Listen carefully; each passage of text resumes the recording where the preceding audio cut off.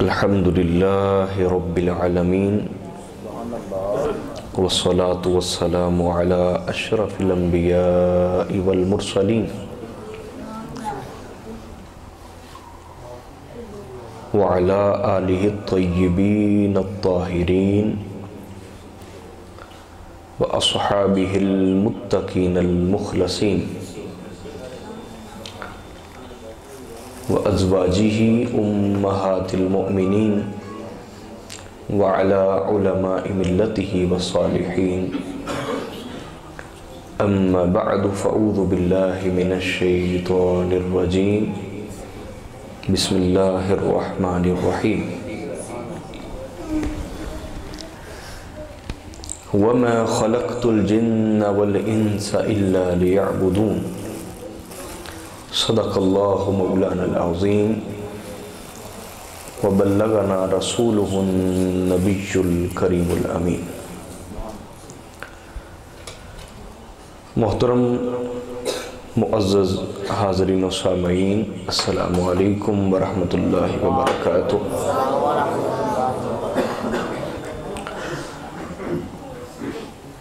اللہ رب العزت کا عظیم احسان اور فضل ہے اور اس کا کروڑوں بار شکر ہے جس کی توفیق کے ہاتھ سے ہم سب آج کی اس روحانی محفل پاک میں حاضر ہیں۔ ڈبلنگ جو ہے وہ بالکل کم کر دیں، بالکل ہلکی رکھیں۔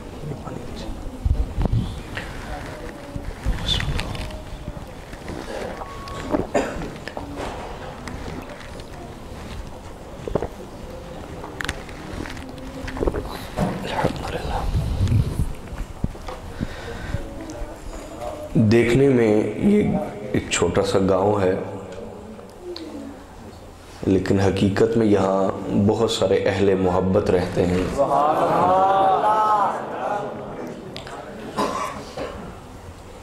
تو کسی بستی میں کوئی ایک بھی ایسا رہتا ہو جس کی آنکھ اللہ کے سامنے رونے والی ہو،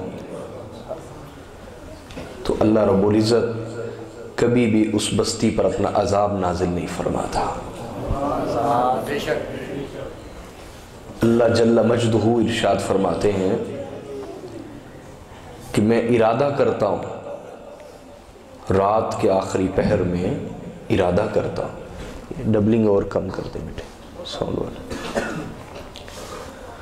اللہ فرماتا ہے میں ارادہ کرتا ہوں کہ میں فلاں بستی کو ہلاک کر دوں، تو جب میں دیکھتا ہوں کہ کوئی شخص مصلی پہ میرے سامنے اپنی جمی کو، اپنی پیشانی کو رکھے ہوئے ہے اور اس کی آنکھیں نم ہیں، بھیگی ہوئی ہیں، تو اس کی بھیگی ہوئی آنکھوں کی وجہ سے میں اس بستی پر عذاب نازل کرنے کا ارادہ ترک فرما دیتا ہوں۔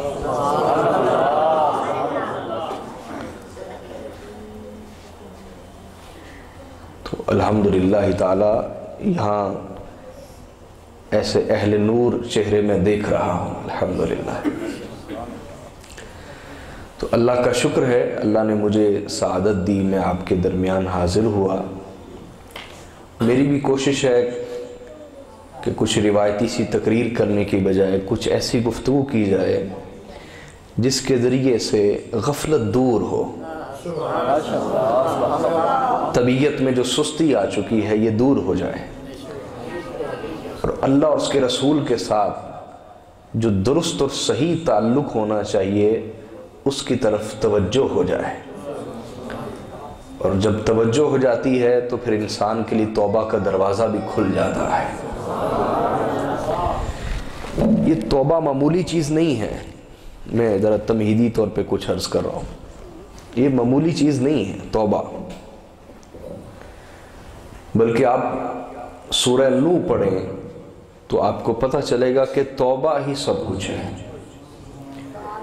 جسے اللہ نے معاف کر دیا ہے، جسے اللہ نے معاف کر دیا ہے، اس سے بڑی اس بندے کے لیے کوئی نعمت نہیں ہو سکتی۔ میں رستے میں بھی آ رہا تھا، میرے ساتھ جو احباب تھے ان سے یہ گفتگو ہو رہی تھی، تو میں نے عرض کرا تھا کہ نقیب حضرات اپنی محبت کا اظہار کرتے ہیں، ہمارے لیے بڑے لمبے لمبے القابات بیان کرتے ہیں، لیکن سچ یہ ہوتا ہے کہ ہم ان میں سے کسی کے بھی لائق نہیں ہوتے۔ کوئی ایک لفظ بھی جو ہمارے لیے کہا جا رہا ہوتا ہے تعریف میں، ہم اس کے لائق نہیں ہوتے۔ ہماری تو سب سے بڑی تعریف یہی ہوگی کہ قیامت والے دن کہہ دیا جائے کہ فلاں کو اللہ نے معاف کر دیا ہے۔ اس سے بڑی کوئی تعریف ایک بندے کی نہیں ہو سکتی۔ ایک بندے کی سب سے بڑی تعریف یہ ہے، اور یہ میں اپنی طرف سے نہیں عرض کر رہا، یہ حضرت فاروق اعظم فرمایا کرتے تھے۔ امیر المومنین حضرت فاروق اعظم رضی اللہ تعالیٰ عنہ فرمایا کرتے تھے کہ الہی میں یہ والا سودا پسند نہیں کرتا کہ مجھے میری نیکیوں کا اجر ملے، اور اپنی شان کے لائق جو عاجزی وہ کرتے تھے اس میں الفاظ استعمال فرماتے تھے میری غلطیوں پہ میری پکڑ ہو۔ اس طرح والا میں حساب کتاب نہیں چاہتا، میں چاہتا ہوں کہ نہ کوئی نیکیوں کا اجر دیا جائے، نہ کوئی غلطیوں پہ پکڑ ہو، بس معاف کر دیا جائے۔ تو حاضرین محترم، میں نے بھی اپنی زندگی میں صوفیاء، اولیاء اللہ، مشائخ کے پاس جو وقت گزارا ہے اس سے یہی سیکھا ہے کہ زندگی میں سب سے بڑا وظیفہ یہ ہے کہ اللہ سے انسان معافی مانگتا رہے۔ یہ سب سے بڑا وظیفہ ہے بندے کا، اور انسان کے لیے سب سے بڑی نعمت یہ ہے کہ وہ معاف کر دے۔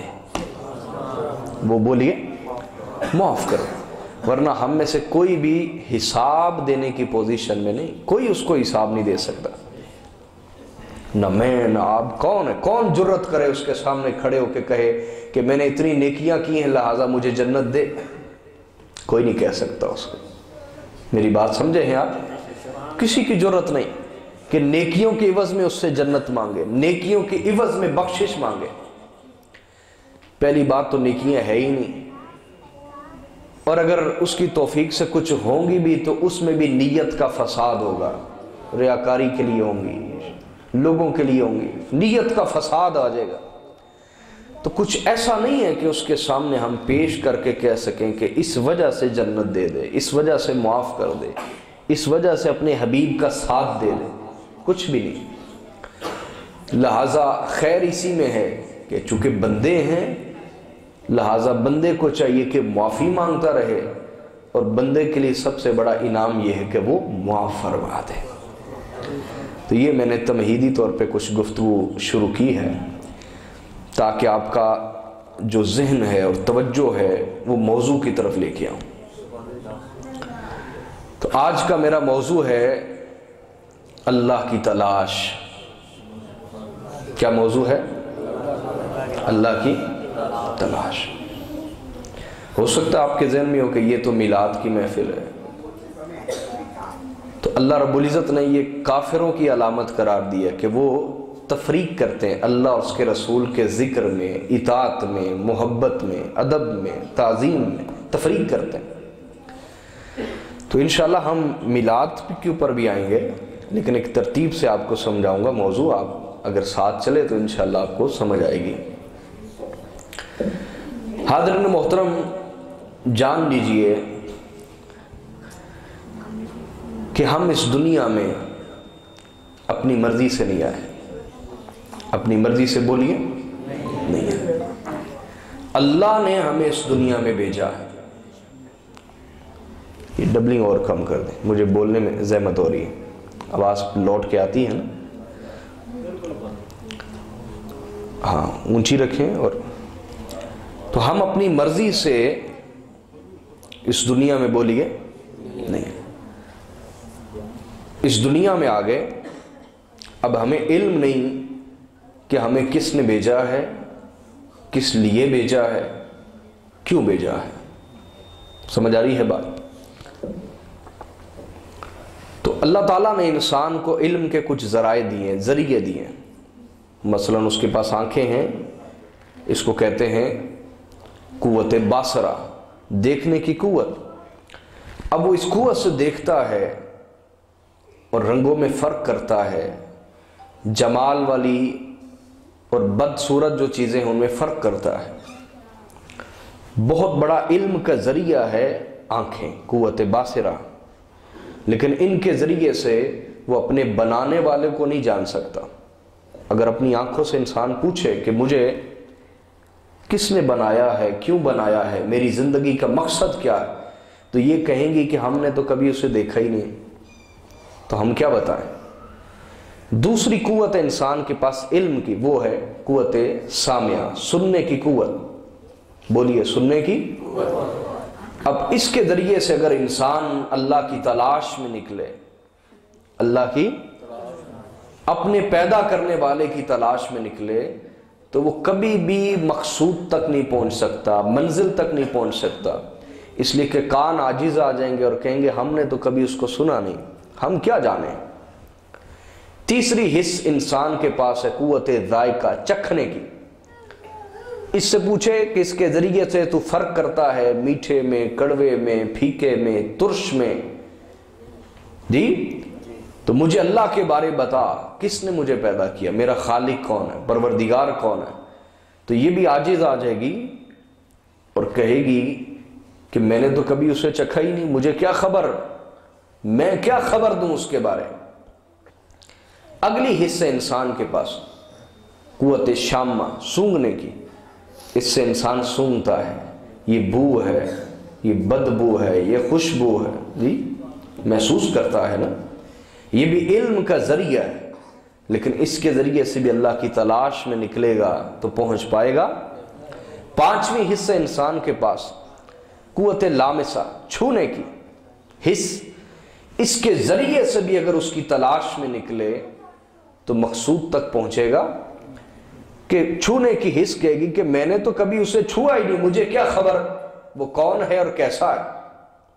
میری بات کو سمجھیں، یہ انسان کی ظاہری حواس ہیں، ظاہری حصے ہیں، 5 سینسز ہیں، 5 حصے ہیں۔ حص جس سے محسوس کرتا ہے، جانتا ہے، علم حاصل کرتا ہے۔ سمجھ گئے ہیں بات؟ اب اس کے بعد انسان کے اندر باطن میں بھی کچھ حصے ہیں جو علم کے ذرائع ہیں، جن کے ذریعے سے انسان علم حاصل کرتا ہے۔ باطن کے اندر بھی ہیں کچھ، کیا بولیے، باطن کے اندر بھی ہیں۔ ان میں پہلی حص، جب مثلا مثال کے طور پہ میں ایک آپ کو چیز سمجھاتا ہوں، یہ میں موضوع تیار کر کے نہیں لایا، لیکن میں بس تمہیدی طور پہ شروع ہو گیا تو میں نے کہا چلو آپ کو عرض کر دیتا ہوں، تو یہ ذرا آپ کو موضوع کی طرف لے جائے گا، آسانی سے آپ کو سمجھ آئے گا۔ دیکھیے مثلا ایک شخص نے پہاڑ دیکھے ہیں، پہاڑ دیکھتا ہے، اور اب اس کو معلوم نہیں کہ اس کو پہاڑ کہتے ہیں۔ اب اس کو سکھایا جا رہا ہے کہ پے ہے الف رے، یہ پہاڑ ہے اور یہ جو منظر آپ دیکھ رہے ہو ان کو پہاڑ کہتے ہیں، ٹھیک۔ اب یہ سمجھایا جا رہا ہے نا، انسان کو سکھایا جا رہا ہے۔ یہ معلومات سب سے پہلے جاتی ہے حصے مشترک میں، انسان کے اندر جو باطن کی حصے ہیں، حصے مشترک میں۔ حصے مشترک معلومات لیتی ہے، اگلی حص تک پہنچا دیتی ہے، اسے کہتے ہیں حصے واہمہ، حصے واہمہ۔ حصے واہمہ اس کے ظاہری الفاظ محفوظ کر لیتی ہے، پے ہے الف رے، ٹھیک، محفوظ کر لی۔ آگے وہ معلومات کو آگے بیچتی ہے۔ انسان کے اندر جو معلومات ایک چل رہی ہے، نظام چل رہا ہے علم کا، انسان جانتا کیسے، سیکھتا کیسے، معرفت کیسے حاصل کرتا ہے، کسی چیز کی پہچان کیسے حاصل کرتا ہے، اس پہ عرض کر رہا ہوں میں۔ وہ آگے معلومات بیچتی ہے، حصے واہمہ اس کو محفوظ کر لیتی جی۔ اس کے بعد حصے حافظہ، حصے حافظ، وہ اس کے پاس معلومات چلی جاتی ہے اور وہ اس کے معنی کو محفوظ کر لیتی ہے کہ یہ جو پے ہے الف رے کہا گیا ہے، پہاڑ، اس سے مراد یہ والی تصویر ہے۔ سمجھ آ گئی ہے بات؟ اب جب آپ زندگی میں کبھی بھی وہ پہاڑ دیکھیں گے، وہ فوری آنکھوں کی معلومات اندر جائے گی، یہ چاروں حصے کام کریں گی اور وہ مل کے حصے متصرفہ کی طرف معلومات بھیجیں گی حصے متصرفہ کیا کرتی ہے؟ ظاہری الفاظ اور وہ جو تصویر تھی ان کو ملا کے آپ کو سکھاتی ہے اور بتاتی ہے کہ اس کو پہاڑ کہا جاتا ہے. آگی بات سمجھ، اسی کو عقل کہتے ہیں، اسی کو دماغ کہتے ہیں. میری بات سمجھ رہے ہیں؟ اب انسان اگر باطنی حصوں سے بھی اللہ کی تلاش میں نکلے تو انسان کبھی بھی منزل تک نہیں پہنچ سکتا. کیوں؟ اس لیے کہ باطنی ساری حصے محتاج ہیں ظاہری حصوں کی. اگر کسی کی آنکھیں ہی نہیں ہیں تو اس کے اندر معلومات جائے گی نہیں، اگلا سلسلہ ہی شروع نہیں ہوگا. تو باطن کی حصے محتاج ہیں ظاہری حصوں کی. میری بات سمجھ رہے ہیں آپ؟ اس کے آگے بھی حصے ہیں، قلب کی ہوتی ہیں، اس کو لطیفہ قلب کہتے ہیں، لطیفہ روح کہتے ہیں، لطیفہ خفی کہتے ہیں، لطیفہ سر کہتے ہیں، لطیفہ اخفا کہتے ہیں. وہ ایک الگ بحث ہے، اس طرف ہم نہیں جا رہے. لیکن میں آپ کو سادہ بات سمجھا دی جو ہر انسان کے ساتھ چل رہی ہے کہ اگر ہم اپنے ذاتی علم کے ذریعے اللہ کی تلاش میں نکلیں تو کبھی بھی حقیقت تک پہنچ سکتے نہیں. تو اللہ رب العزت جانتا تھا کہ انسان بڑا عاجز ہے، یہ اپنی ذاتی تلاش سے کبھی بھی مجھے نہیں پا پائے گا، کبھی بھی مجھ تک نہیں پہنچ پائے گا.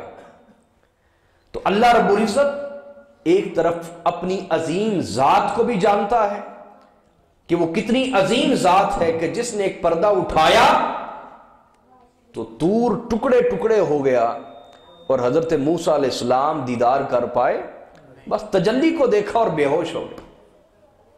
تو اللہ رب العزت انسان کی کمزوری بھی جانتا ہے اور اپنے نور کی تجلی کی ہیبت بھی جانتا ہے. اب کمزور انسان کو اپنی تلاش کا بھی سفر کروانا ہے تو اس کے لیے اللہ پاک نے پھر کیا انتظام فرمایا؟ قاضی ایاز رحمۃ اللہ علیہ نے لکھا الشفاء بالتعریف حقوق المصطفیٰ میں کہ حضرت امام جعفر صادق یہ بیٹے ہیں حضرت امام محمد الباقر کے، اور وہ بیٹے ہیں حضرت امام زین العابدین کے، اور وہ بیٹے ہیں حضرت امام حسین کے. یعنی یوں سمجھے کہ گھر والوں سے دین کی بات سمجھی جا رہی ہے، حضور کے گھر والوں سے. تو امام جعفر صادق فرماتے ہیں کہ اللہ رب العزت چونکہ جانتا تھا کہ انسان اس قدر کمزور ہے، وہ براہ راست کسی تجلی کو برداشت کر سکتا، براہ راست وحی کی قوت کو برداشت کر سکتا. اللہ پاک نے فرمایا وَلَوْ أَنزَلْنَا هَذَا الْقُرْآنَ عَلَى جَبَلٍ، اگر ہم اس قرآن کو کسی پہاڑ پہ نازل کرتے تو تم ضرور دیکھتے لَرَأَيْتَهُ خَاشِعًا مُتَصَدِّعًا، تو تم ضرور دیکھتے کہ وہ جو پہاڑ ہے وہ اللہ کے خوف سے لرزنے لگ جاتا اور ٹکڑے ٹکڑے ہو جاتا. متصدع. تو وحی کی طاقت کو انسان براہ راست برداشت نہیں کر سکتا تھا اور اللہ کی تجلی کو بھی براہ راست برداشت کر سکتا. تو پھر اللہ رب العزت نے اس کا انتظام یوں فرمایا کہ اس عاجز انسان اور اپنی عظیم ذات کے درمیان ایک وسیلہ کو پیدا فرمایا جو ادھر سے ہدایت لیتا ہے اور ادھر بانٹتا ہے. اس وسیلے کا نام نبوت اور رسالت ہے. اس وسیلے کا نام بولیے نبوت و پس رسول وہ وسیلہ ہیں کہ ادھر سے ہدایت لیتے ہیں اور ادھر ہدایت تقسیم فرماتے ہیں. ادھر ہدایت بولیے تقسیم فرماتے ہیں. اب وہ آقا علیہ الصلوۃ والسلام پر جو ہدایت نازل ہوئی اس میں ہمیں کیا پیغام دیا گیا؟ اب میں موضوع شروع کر رہا ہوں. اللہ تعالیٰ نے ارشاد فرمایا وَمَا خَلَقْتُ الْجِنَّ وَالْإِنسَ إِلَّا لِيَعْبُدُونَ. یہ میں مفہومی ترجمہ کر رہا ہوں. لفظ یوں بنتا ہے کہ میں نے پیدا نہیں کیا جنوں کو اور انسانوں کو مگر اپنی عبادت کے لیے. یہ عربی کا ایک اسلوب ہے، طریقہ ہے کہ نفی لا کے بعد میں اس بات لایا جاتا ہے جس سے کلام میں تقید پیدا ہو جاتی ہے، پختگی آ جاتی ہے، یقینی کی قوت پیدا ہو جاتی ہے، یقین کی قوت. تو اللہ تعالیٰ نے فرمایا مفہومی ترجمہ یہ ہے کہ ہم نے انسانوں اور جنوں کو صرف اور صرف اپنی عبادت کے لیے پیدا کیا. اپنی اب عبادت سے کیا مراد ہے؟ سوال پیدا ہوتا ہے. عبادت سے بولیے اگر عبادت سے مراد صرف نماز ہے تو اس وقت ہم عبادت نہیں کر رہے جی؟ یہ بھی تو عبادت ہے. میری بات سمجھ آ رہی ہے کہ نہیں آ رہی؟ بعضوں نے کہا عبادت سے مراد سجدہ ہے، تو کیا نماز میں ہر وقت ہم سجدے کی حالت میں ہوتے ہیں؟ نہیں، قیام میں بھی ہوتے ہیں، رکوع میں بھی ہوتے ہیں، رکوع سے اٹھنے کے بعد دونوں ہاتھ بھی چھوڑے ہوتے ہیں، ہاتھ بھی نہیں باندھے ہوتے۔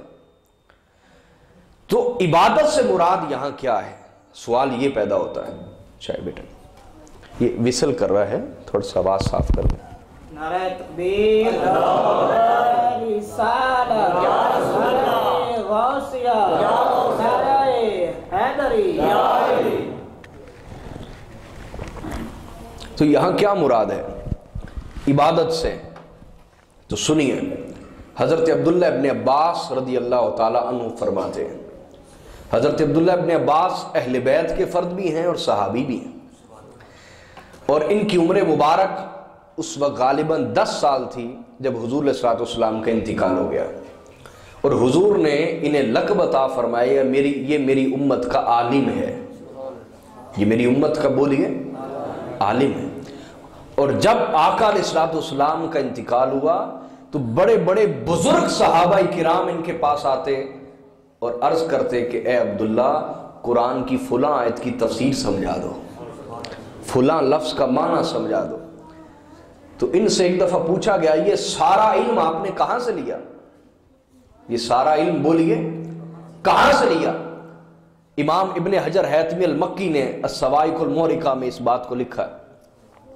حضرت عبداللہ ابن عباس فرماتے ہیں کہ ایک دن میں سرکار کے سامنے بیٹھا تھا، 9 سال میری عمر تھی، اور حضور کھجوریں تناول فرما رہے تھے، تو وہ جو ایک گٹھلی منہ میں تھی، گٹھلی، میں نے عرض کی آقا یہ گٹھلی مجھے دے دیں، کیونکہ حضور کے چچا زاد بھائی بھی تھے، غلام بھی تھے، آقا نے وہ گٹھلی مجھے دے دی۔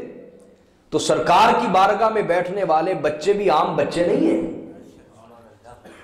وہ معمولی بچے رہتے جیسے یہ محافل میں شرکت کرنے والے بچے بھی عام بچوں جیسے نہیں رہتے، ان کی سمجھ، ان کی معلومات، ان کا عقیدہ دوسروں سے زیادہ مضبوط ہوتا ہے۔ یہ جو ہماری محافل میں شرکت کرتے ہیں پابندی کے ساتھ جو بچے، اس لیے ان کو جھڑکا بھی نہیں جانا چاہیے، ان کو پیار سے سمجھانا چاہیے۔ تو حضرت عبداللہ ابن عباس فرماتے میں نے عرض کی یا رسول اللہ یہ گٹھلی مجھے دے دیں، تو سرکار نے دے دی۔ تو فرماتے وہ لے کے میں نے اپنے منہ میں لی اور چوسنا شروع کر دیا، اور جو حضور کا لعاب تھا اس کو چوس کے اندر لے گیا۔ تو فرماتے جیسے ہی سرکار کا لعاب تھوک مبارک اندر گیا، اللہ نے میرے سینے کو علم کا سمندر بنا دیا، علم کا سمندر، سبحان اللہ۔ تو یہ وہ ہیں حضرت عبداللہ ابن عباس، ان کی تفسیر عرض کرنے لگا۔ اور ہم تو اہل بیت کو ماننے والے ہیں نا، بلکہ اہل بیت کو تو ماننا سیکھا ہے ہم نے۔ میری بات سمجھ آئی ہے کہ نہیں؟ بعض لوگ کہتے ہیں ہم بھی اہل بیت کو مانتے ہیں، میں نے کہا یہ ماننے والوں کا طریقہ نہیں کہ ہم بھی، جی ماننے کا طریقہ کیا ہے؟ ماننے کا طریقہ یہ کہ کسی کو اتنا مانو، اتنا یاد کرو، اتنا ذکر کرو کہ لوگ تمہیں کہیں کہ یہ اس کا دیوانہ ہے، یہ اسی کا ذکر کرتا رہتا ہے، یہ اسی کو یاد کرتا رہتا ہے۔ محبوب کو اتنا یاد کیا جائے، یہ نہیں کہ محبوب کے بارے صفائی پیش کرنا پڑے کہ نہیں میں بھی انہیں مانتا ہوں۔ میری بات سمجھ آئی ہے یا نہیں آئی؟ تو ہم تو اہل بیت اطہار کے غلام ہیں اور نوکر ہیں اور نسلی غلام ہیں۔ تو حضرت عبداللہ ابن عباس کو آقا علیہ الصلوۃ والسلام نے لعاب دہن سے لگی ہوئی گٹھلی دی تھی، گٹھلی، اور وہ انہوں نے چوسی تو سینہ علم کا سمندر اللہ نے بنا دیا۔ تو سوچیں وہ حضرت حیدر کرار، امیر المؤمنین، حضرت علی المرتضیٰ کرم اللہ تعالی وجہ الکریم، جن کی کئی دن خوراک ہی لعاب دہن مصطفیٰ رہی، اور وہ حضرت امام حسن مجتبی اور حضرت امام حسین سید الشہداء، جن کو آقا نے گٹی ہی اپنے لعاب دہن کی دی ہے، ان کے علم اور معرفت کا عالم کیا ہوگا؟ میری بات سمجھ آئی ہے؟ تو حضرت عبداللہ ابن عباس کی تفسیر پیش کرنے لگا، جو اس امت میں سب سے بڑے مفسر قرآن کہلاتے ہیں۔ ان سے پوچھا گیا عبادت سے کیا مراد ہے؟ اللہ نے فرمایا ہے کہ میں نے تمام انسانوں اور جنوں کو اپنی عبادت کے لیے پیدا کیا۔ عبادت سے مراد کیا ہے؟ وہ فرماتے ہیں وَمَا خَلَقْتُ خلقت الجن والانس الا لیعبدون ای لیعرفون، فرماتے ہیں اللہ فرمانا یہ چاہ رہے کہ میں نے تمام جنوں اور انسانوں کو اس لیے پیدا کیا ہے کہ وہ مجھے تلاش کریں، وہ مجھے تلاش کریں۔ اللہ کی تلاش وہ عبادت ہے جس کی خاطر مجھے اور آپ کو پیدا کیا گیا، اللہ کی تلاش کی خاطر ہم پیدا کیا گیا، اس رب کی تلاش میں رہنا۔ یہ آج بدبختی کا دور ہے کہ علم اور تصوف کو جدا کر دیا گیا۔ جو اپنے نام کے ساتھ صوفی لکھتے ہیں یا جو خود کو اہل طریقت کہتے ہیں، ان کے پاس علم نہیں، اور جن کے پاس علم ہے انہیں طریقت اور تصوف کا پتہ نہیں، الا ماشاء اللہ، سوائے کچھ اہل علم اللہ والوں کے جن کے پاس اللہ نے دونوں خزینے جمع کر دیے، اور وہ بہت تھوڑے، وہ بہت تھوڑے۔ تو آج یہ کمی پیدا ہو گئی، آج یہ کمی پیدا ہوئی، ورنہ قرآن یہ بیان کر رہا ہے کہ ہر مومن کو ہی درویش ہونا چاہیے، ہر مومن کو ہی، بولیے، درویش درویش دونوں ٹھیک ہیں، دونوں ادائیگیاں ٹھیک۔ درویش کہتے ہیں جو اللہ کی تلاش میں دروازے دروازے جائے کہ کہیں سے اس کی خبر مل جائے، کہیں سے اللہ کا پتہ مل جائے، کہیں سے اس کی بات سننے کو نصیب ہو جائے، کہیں سے کوئی ایسی حقیقت معلوم ہو جائے کہ اس کی طرف سفر شروع ہو جائے۔ اور درویش کہتے ہیں جس کو اللہ کی تلاش ہو۔ در ویسے تو موتی کو کہتے ہیں نا، ہیرے کو، ویش تلاش کرنا، درویش موتی کی تلاش میں، لیکن یہ جو درویش حقیقی ہوتا ہے اسے وہ پتھر والے ہیرے کی تلاش نہیں ہوتی، اسے اصل میں اس مالک حقیقی کی تلاش ہوتی ہے، اس لیے اس کو درویش کہتے ہیں۔ تو حاضرین محترم، ہماری زندگیوں کا مقصد اللہ کی تلاش ہے، بولیے اللہ کی تلاش ہے۔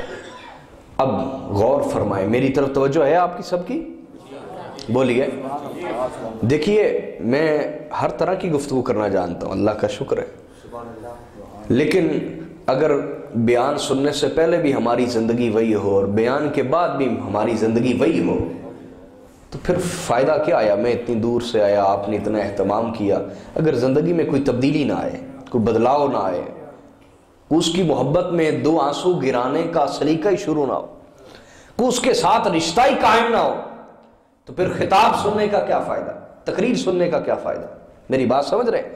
اس لیے توجہ فرمائیے گا، میری طرف توجہ رکھیے گا۔ تو حاضرین محترم، یہ ہے ہماری زندگی کا مقصد، کیا ہے؟ بولیں اللہ کی تلاش، بولیں نا کیا ہے؟ اللہ کی تلاش، پھر بولیں کیا ہے؟ اللہ کی تلاش۔ اب کوئی کسی کی تلاش میں کیوں نکلے اگر اس کی لگن ہی نہیں، ہائے ہائے ہائے، اگر اس کی لگن ہی نہیں، اس کا شوق ہی نہیں، اس کی طلب ہی نہیں، کوئی کسی کی تلاش میں کیوں نکلے گا؟ میری بات سمجھ رہے ہیں؟ کسی کی تلاش میں تب انسان نکلتا ہے جب اس کی لگن لگ جائے، جب اس کا شوق دل میں پیدا ہو جائے، جب اس کی طلب دل میں پیدا ہو جائے۔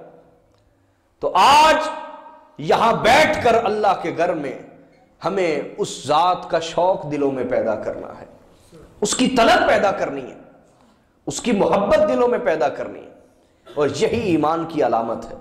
یہی بولیے، اللہ رب العزت ارشاد فرماتے ہیں سورۃ البقرہ، بولیے سورہ البقرہ میں اللہ تعالیٰ نے ارشاد فرمایا،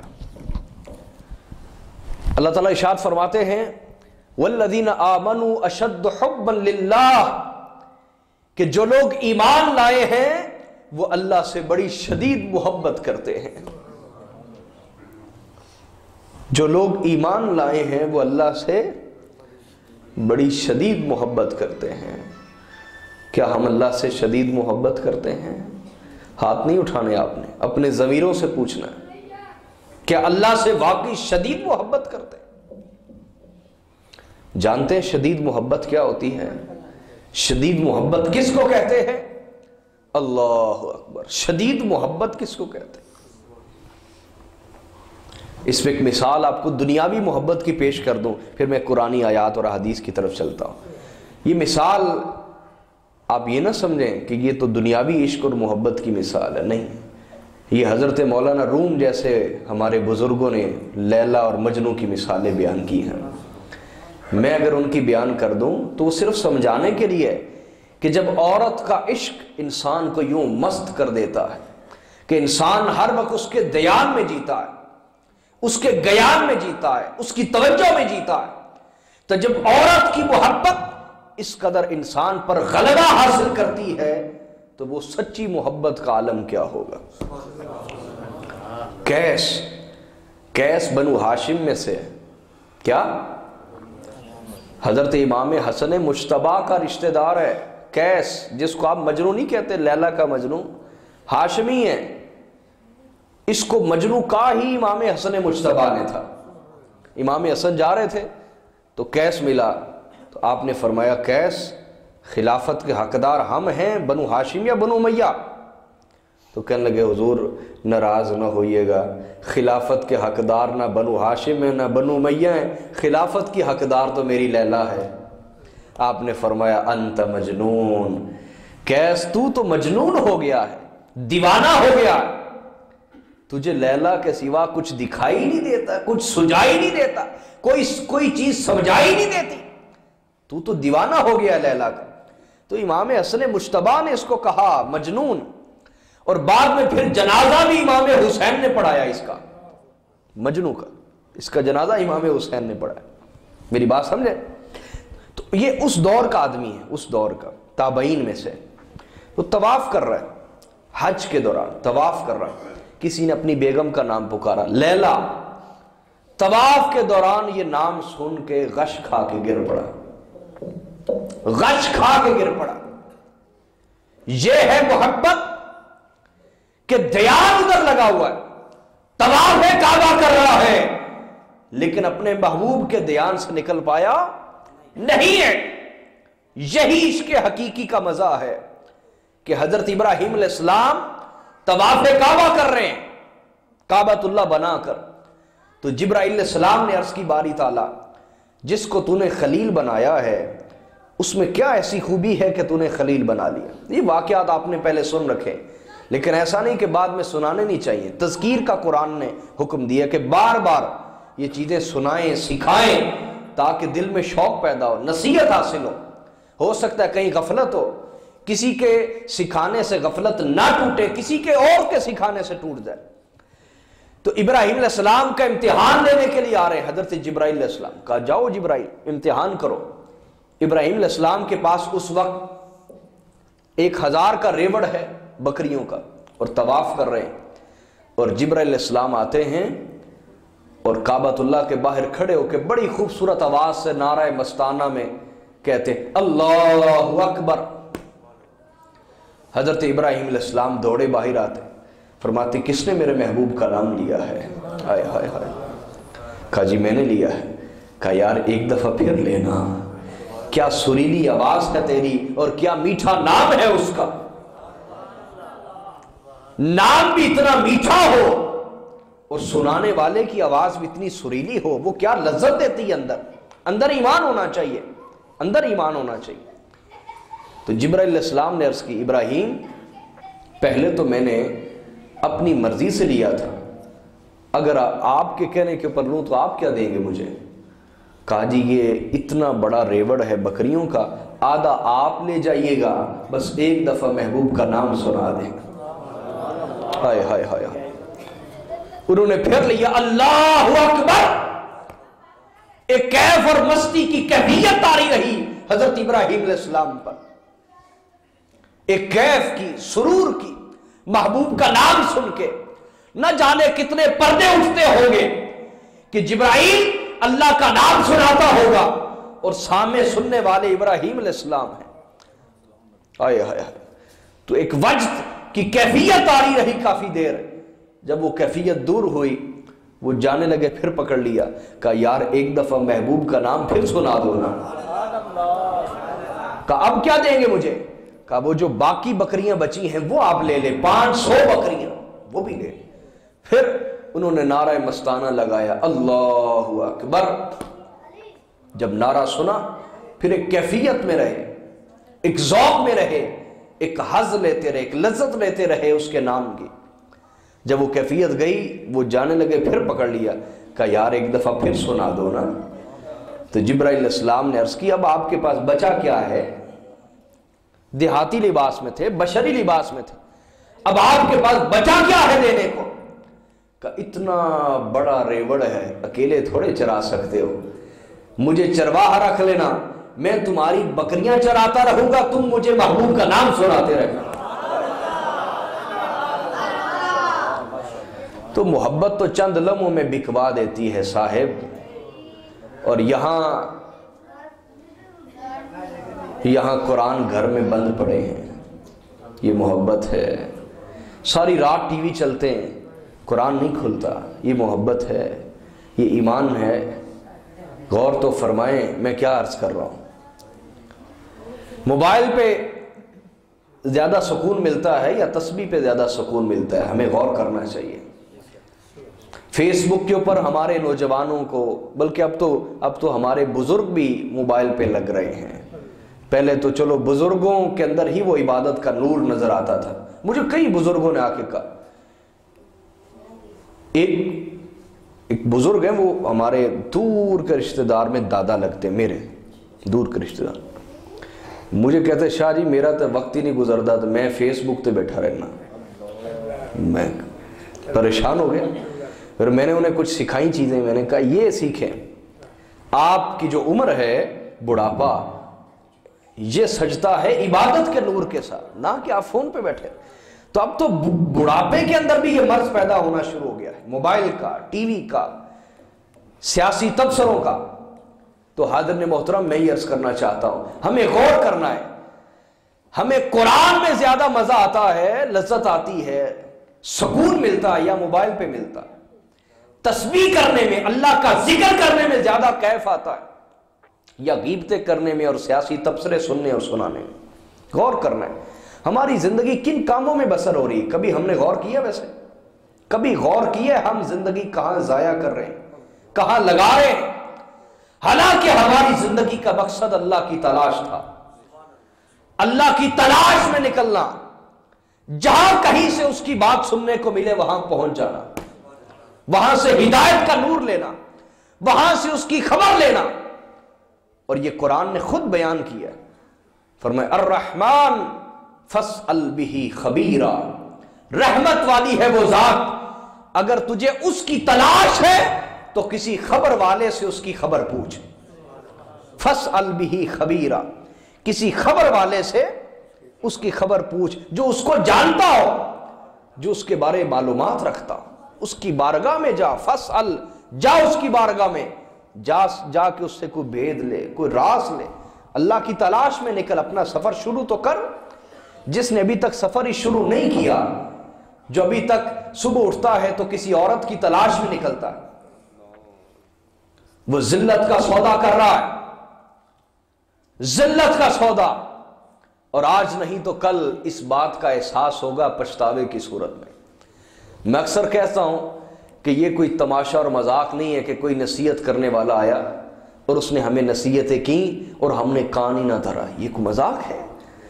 یہ عذاب ہے پچھتاوے کا، جو مرنے سے پہلے انسان پر نازل ہوتا ہے۔ ہائے کاش میں اس کی نصیحت مان لیتا، ہائے کاش میں بات مان لیتا، ہائے کاش میں توبہ کر لیتا۔ یہ پچھتاوے کا عذاب انسان کو کاٹ دے گا مرنے سے پہلے۔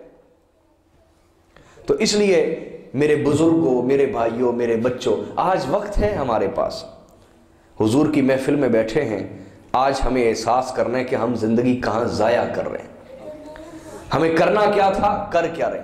یہ احساس پیدا ہو گیا تو انشاءاللہ آج ہم توبہ کر کے یہاں سے اٹھیں گے انشاءاللہ۔ تو میں آپ کو عرض کر رہا تھا کہ ہمیں دیکھنا ہے ہمیں کن چیزوں میں زیادہ مزہ، زیادہ سکون آتا ہے، اللہ کی طرف لگانے والے کاموں میں یا دنیا اور شیطان کی طرف لگانے والے کاموں میں؟ بس تھوڑا سا امتحان اپنا لے لیں، یہاں بیٹھے بیٹھے اپنا امتحان لے لیں۔ شاید میں بھی اپنا امتحان لوں تو میں رونے لگ جاؤں، میں چیخیں مارنے لگ جاؤں۔ ہمیں احساس نہیں ہے نا، مجھے بھی احساس نہیں ہے جس درجے کا ہونا چاہیے۔ میرے آقا صلی اللہ علیہ وسلم نے فرمایا، حضور نے فرمایا اگر تم وہ کچھ دیکھو جو میں دیکھتا ہوں اور وہ کچھ سنو جو میں سنتا ہوں تو تم آبادیوں کو چھوڑ دو اور خود جا کے اپنی قبریں کھودو اور اپنے آپ کو قبروں میں دفن کر لو۔ تمہیں ویرانے اچھے لگے، تمہیں تنہائیاں اچھی لگے، تمہیں مجمع اچھے نہ لگے، تم کہو یہ بھی مجھے اللہ سے غافل کرے گا، یہ بھی اللہ سے غافل کر دے گا۔ دنیا اچھی نہ لگے۔ دنیا کیا ہے؟ یہ اکثر یہ لفظ صوفیہ استعمال فرماتے، میں آپ کو سمجھا دوں، یاد رکھیں 3 چیزیں۔ کتنی بولیے؟ ہر وہ عمل، بولیں ہر وہ چیز، ہر وہ رشتہ، ہر وہ جو اللہ سے غافل کر دے وہ دنیا ہے۔ ہر وہ عمل، ہر وہ چیز، ہر وہ رشتہ جو اللہ سے غافل کرے وہ کیا ہے؟ دنیا۔ اگر بیوی صبح نماز کے لیے اٹھاتی ہے تو اللہ والی ہے، دنیا نہیں ہے۔ اگر بیوی آپ سے کہتی ہے گھر میں حرام نہ لائیے گا، رزق حلال لائیے گا، چاہے تھوڑا لے آئیں، حرام نہ لائیے گا گھر میں، وہ اللہ والی ہے۔ اور اگر بیوی بچے یہ کہیں جہاں سے مرضی لائے ہمیں تو یہ چاہیے، تو پھر سمجھ لیں وہ دنیا ہے۔ وہ آپ کا ایمان خراب کرنا چاہتے ہیں اور برباد کرنا چاہتے ہیں۔ ہمارے جد امجد حضرت امام جعفر صادق رضی اللہ تعالیٰ عنہ، آپ کے پاس بہت سارا مال اکٹھا ہوتا، نذرانے اکٹھے ہوتے، لوگ خدمتیں کرتے، لیکن آپ ضرورت کا لیتے، باقی سب بانٹ دیتے تھے۔ ایک دن آپ سے کسی خاص مصاحب نے، مرید نے عرض کی کہ حضور اتنا مال آپ کے پاس اکٹھا ہوتا ہے، کچھ بچوں کے لیے، آپ کی اولاد بھی کثیر ہے، تو ان کے لیے آپ کچھ جائیداد بنا دیں، کچھ ان کے لیے ایسا سرمایہ چھوڑ دیں جو ان کے کام آئے۔ تو آپ نے فرمایا میرے بیٹے جان لو، اگر میری اولاد بھی میرے رستے پہ چلی اور اللہ کے نیک بندے بنے تو اللہ انہیں بھی اسی طرح نوازتا رہے گا جس طرح مجھے نواز رہا ہے۔ اللہ اپنے نیک بندوں کو ضائع نہیں ہونے دیتا، اللہ اپنے نیک بندوں کو ضائع، اور اگر وہ اللہ کے نافرمان نکلے تو میرا کیا رشتہ اللہ کے نافرمانوں سے؟ وہ میرا ہی مال لے کے گناہ کریں گے اور میری قبر کو دوزخ سے بھریں گے۔ میں ان کے لیے کیوں مال جمع کر کے جاؤں؟ میں انہیں دین اور ہدایت دے کے جا رہا ہوں، دین اور یہ آقا علیہ السلام کی ایک حدیث کا مفہوم ہے جو امام جعفر صادق نے بیان کی۔ حضور نے فرمایا ایک باپ اپنی اولاد کو سب سے بڑا یہ تحفہ دے سکتا ہے کہ اپنی اولاد کو دین سکھا کے جائے، تربیت دے کے جائے۔ وہ دین اور تربیت ان کے لیے سب سے بڑا مال اور دولت ثابت ہوگی۔ تو حضرت محترم، ہمیں یہ دیکھنا ہے کہ ہم کس حال پہ کھڑے ہیں، کہ اللہ کی محبت کے مقام پہ کھڑے ہیں یا اللہ کی محبت سے بہت دور کھڑے ہیں، دنیا کی محبت میں بسے ہوئے ہیں، دنیا کی محبت میں غرق ہیں۔ اور اگر سچ پوچھیں تو سچ یہی ہے کہ ہمارا جینا، مرنا، اٹھنا، بیٹھنا دنیا کے لیے ہے، دنیا کے لیے۔ ہم اندر سے بے سکون ضرور ہیں، لیکن ہم اللہ کی تلاش میں نکلنا نہیں چاہتے۔ ہم دنیا چھوڑ نہیں سکتے، ہم ایسے بند چکے ہیں، ہم نے اپنے آپ کو جکڑ لیا ہے۔ تو آئیں میں آپ کے سامنے چند چیزیں ایسی عرض کرتا ہوں جن سے یہ سفر آسانی سے شروع ہو جائے گا۔ آسانی سے بولیے۔ پہلی چیز سورۃ المائدہ، سورہ نمبر 5 آیت نمبر 54 میں اللہ تعالیٰ نے ارشاد فرمایا یا ایھا الذین آمنوا من یرتد منکم عن دینہ فسوف یأتی اللہ بقوم یحبہم ویحبونہ۔ فرمایا اے ایمان والو، اگر تم میں سے کوئی شخص اللہ کے رستے سے پھر گیا، توجہ ہے سب کی، جو سو رہا اسے اٹھا دیجیے گا، کیونکہ میری توجہ آپ کو سکھانے پہ ہے، جگانے پہ نہیں، سکھانے پہ۔ فرمایا اے ایمان والو، قرآن سنا رہا ہوں، اے ایمان والو جو تم میں سے اللہ کے رستے سے پھر گیا تو جان لینا اللہ اس کا محتاج نہیں ہوگا، اللہ اس کا محتاج نہیں ہوگا، دین اس کا محتاج نہیں ہوگا۔ فسوف یأتی اللہ بقوم یحبہم ویحبونہ۔ اگر یہ لوگ پھر بھی گئے تو کوئی بات نہیں، اللہ ان کو ختم کر کے ان کی جگہ ایسی قوم لائے گا جن سے اللہ خود محبت کرتا ہوگا اور وہ اللہ سے محبت کرتے ہوں گے۔ تو قرآن نے بتا دیا کہ اللہ کے رستے پر وہ چل سکتا ہے یحبہم، جن سے اللہ خود محبت کرتا ہوگا اور وہ اللہ سے محبت کرتے ہوں گے. قرآن نے ترتیب سمجھا دی ہے. کیا سمجھائی ہے؟ ترتیب. کہ وہ بندہ گمراہ ہو سکتا ہے جو یک طرفہ چل رہا ہو، لیکن وہ گمراہ نہیں ہو سکتا جس سے وہ محبت کرتا ہو. جس سے اللہ محبت کرے اور اسے اپنی محبت کے لیے چن لے، وہ کبھی بھی گمراہ ہو سکتا. اس پہ دو آپ کو واقعات عرض کرتا ہوں. میں اتنی ڈیٹیل میں جانا نہیں چاہ رہا، لیکن شاید میں سمجھا نہیں پا رہا، اس لیے میں تھوڑی سی ڈیٹیل میں جاتا ہوں، مجھے پتا چلے کہ آپ کو سمجھ آ رہی ہے. حضرت سیدی داتا گنج بخش علی حجویری نے ایک واقعہ لکھا ہے. توجہ ہے اب آپ کی؟ میں موضوع کور کرنا ہے، میں نے مکمل بیان کرنا ہے، اس لیے توجہ رکھیں تاکہ میں آسانی سے آگے چلتا جاؤں. حضرت سیدی داتا گنج بخش علی حجویری فرماتے ہیں رضی اللہ تعالیٰ کشف المحجوب میں کہ حضرت شیخ سلیم رحمۃ اللہ علیہ ایک صوفی تھے، ایک بزرگ تھے. ان کی ایک باندی تھی لونڈی، یہ میرے پاس رکھتے ہیں. ان کی ایک باندی تھی لونڈی. تو وہ دن بھر اس کا کام کرتی شیخ سلیم رحمۃ اللہ علیہ، اور جب شام ہوتی، رات ہو جاتی اور وہ عشاء پڑھ کے سو جاتے. عشاء پڑھ کے تو یہ جو باندی تھی ان کی، یہ مصلے پہ آ جاتی. توجہ ہے آپ کی؟ یہ سو جاتے شیخ سلیم اور وہ باندی مصلے پہ آ جاتی. ایک رات ان کی آنکھ کھلی تو وہ رو کے کیا کہہ رہی تھی؟ رو رہی تھی اللہ کے سامنے، ہمارے پیسے گم ہو جائیں ہم روتے ہیں، کاروبار میں نقصان ہو ہم روتے ہیں، اولاد نہ ملے مل کے چلی جائے ہم روتے ہیں، اللہ نہ جانے کب سے ناراض ہے، کبھی روئے ہمیں پتہ ہی نہیں ہم کتنا بڑا نقصان کر رہے ہیں، معلوم ہی نہیں، ہمیں اندازہ ہی نہیں ہے ہم کس قدر بڑا نقصان کر رہے ہیں ہم اپنا. تو شیخ سلیم فرماتے ہیں کہ ایک رات میری آنکھ کھلی تو وہ جوان بچی اللہ کے سامنے رو رہی تھی اور کیا کہہ رہی تھی؟ کہہ رہی تھی مالک جو محبت تو مجھ سے کرتا ہے نا اس کو ذرا اور بڑھا دینا، اس کو ذرا اور بڑھا دے کہ میں دن بھر اپنے مالک کا کام کرتی ہوں، مجھے فرصت نہیں ملتی، مالک رات کے وقت حاضر ہوتی ہوں، وہ جو محبت تو مجھ سے کرتا ہے ذرا اس کو اور بڑھا دے، تو بڑھائے گا تو فرصت ملے گی اور تیرے پاس آنے لگ جاؤں گی. تو شیخ سلیم کہتے ہیں میری آنکھ کھلی، میں نے کہا لڑکی کیا کہہ رہی ہے؟ یوں نہ کہہ کہ اے اللہ جو محبت تو مجھ سے کرتا ہے اس کو بڑھا دے، بلکہ کہ اے اللہ جو محبت میں تجھ سے کرتی ہوں اس کو بڑھا دے. اس نے کہا شیخ سلیم کیا یہ اس کی مجھ سے محبت نہیں ہے کہ رات کے اس پہر میں بھی اس نے اپنے سامنے مجھے بٹھایا ہوا ہے؟ یہ اس کی میرے ساتھ محبت نہیں کہ تو میٹھی نیند سو رہا ہے اور میری نیند اڑ گئی ہے، تجھے سونے میں سکون آ رہا ہے اور مجھے اس کے سامنے رونے میں سکون آ رہا ہے. کیا یہ اس کی میرے ساتھ محبت نہیں؟ اگر اس کی محبت نہ ہوتی تو میں بھی اس وقت خراٹے لے رہی ہوتی اور مجھے سونے میں مزہ آ رہا ہوتا، نہ کہ اس کے سامنے رونے میں مزہ آ رہا ہوتا. تو یہ جو سب آرام سکون چلا گیا اور اتنی مضبوط طاقت نے مجھے اس کے سامنے بٹھا دیا ہے، یہ اس کی محبت ہے. اور میں اس لیے کہہ رہی کہ اس محبت کو اور بڑھا دے. اگر میں کرتی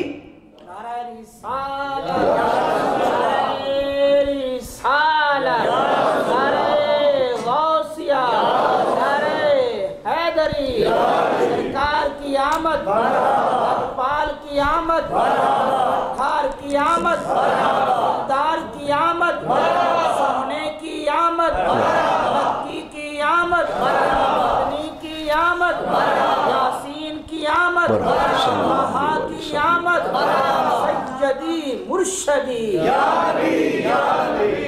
ہلکی سی اس کی ڈبلنگ کرنے، گلا خراب کر رہے ہیں میرے تھوڑا سا. تو فرمایا یہ اس کی میرے ساتھ محبت ہی تو ہے، میں کرتی تو محبت کمزور ہوتی، شیطان ادھر سے وسوسہ ڈالتا مجھے نیند آ جاتی، لیکن اس کی محبت کامل ہے جس طرح وہ خود کامل ہے. اس نے مجھ سے جب کی ہے تو اس کی محبت چونکہ کامل ہے اس لیے میری نیند سستی غفلت سب جاتی رہی ہے. اس لیے اللہ کے سامنے رونا چاہیے کہ پروردگار عالم اگر میں صبر شروع کروں گا تو میں تو ناقص ہوں، میری محنت بھی ناقص ہوگی، میری توجہ بھی ناقص ہوگی، میری ریاضت بھی ناقص ہوگی، میری مشقت بھی ناقص ہوگی، لیکن اگر تو قبول فرمانے پہ آئے، ہائے ہائے ہائے۔ ایک واقعہ مجھے یاد آ گیا، سناؤں آپ کو، بات سمجھ آ جائے گی، پھر ہم آگے چلتے ہیں۔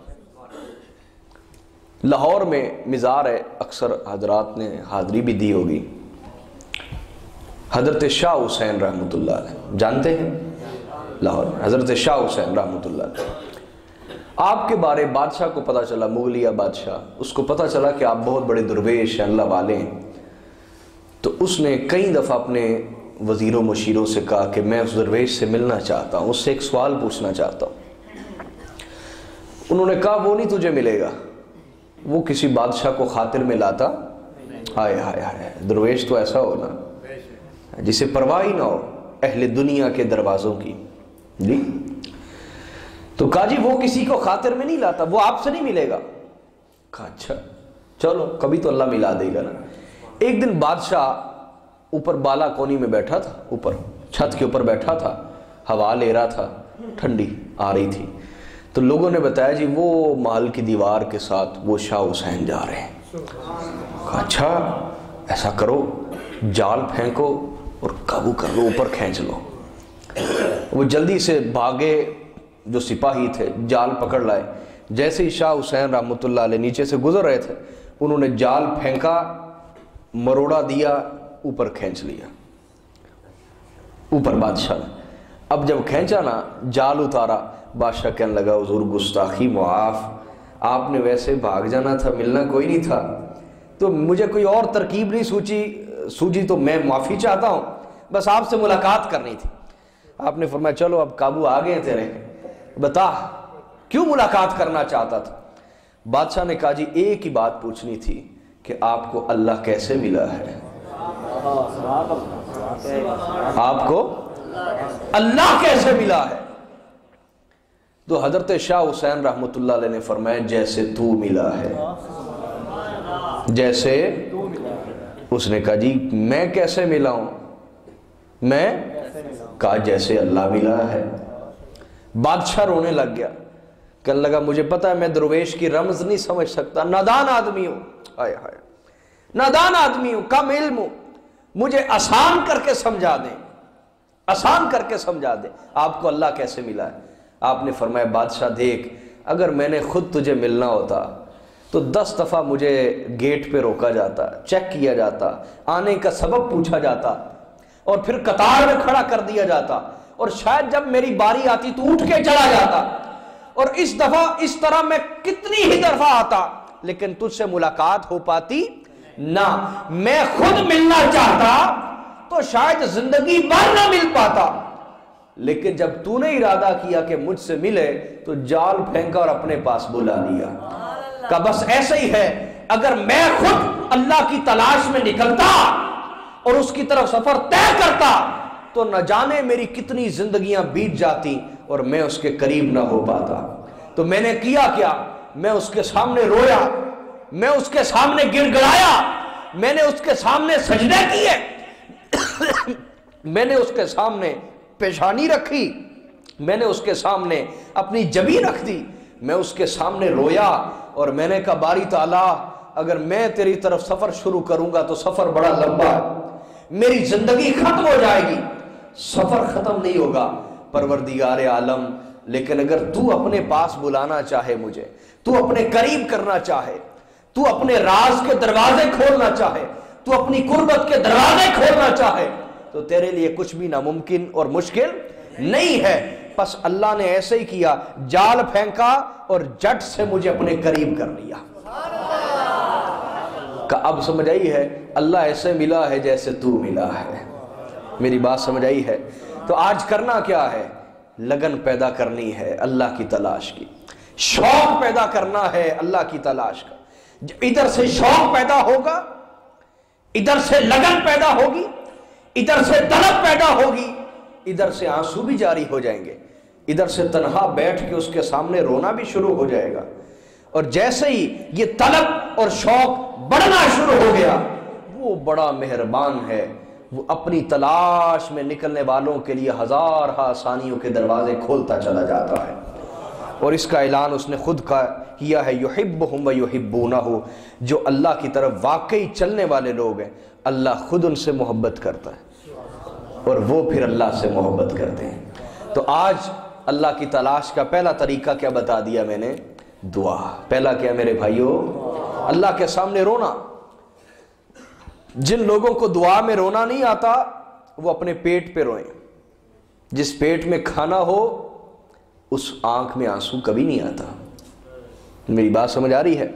ہم یہ بھی چاہتے ہیں کہ پیٹ بھر کے کھائیں اور یہ بھی چاہتے ہیں کہ آنکھ میں آنسو آئے، ایسا کبھی نہیں ہو سکتا۔ جس کا پیٹ خالی نہیں ہوگا اس کو اللہ کے سامنے کوئی کیفیت نہیں آ سکتی، اس لیے پیٹ خالی رکھیں۔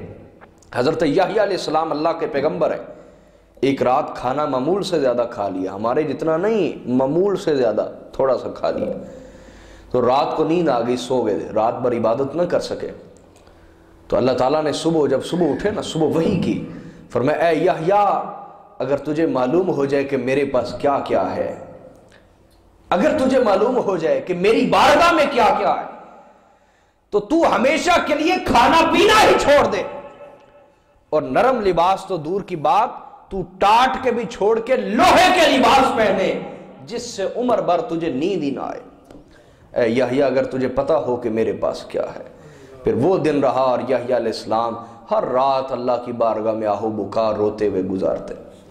تو ہمیں یہ مجمع جو بیٹھا ہے، ہو سکتا ہے آپ یہاں ٹولے مائیے ٹپے سننے آئے ہوں، میرے پاس وہ سودا نہیں میرے بھائیو، لیکن اگر آپ کچھ اللہ کی بات سننے آئے ہیں، کوئی اللہ کی تلاش کی بات سننے آئے ہیں، کچھ اس محبوب کی بات سننے آئے ہیں، تو وہ پھر اس سید کے پاس ہے، وہ میں آپ کو عرض کرتا چلا جاؤں گا۔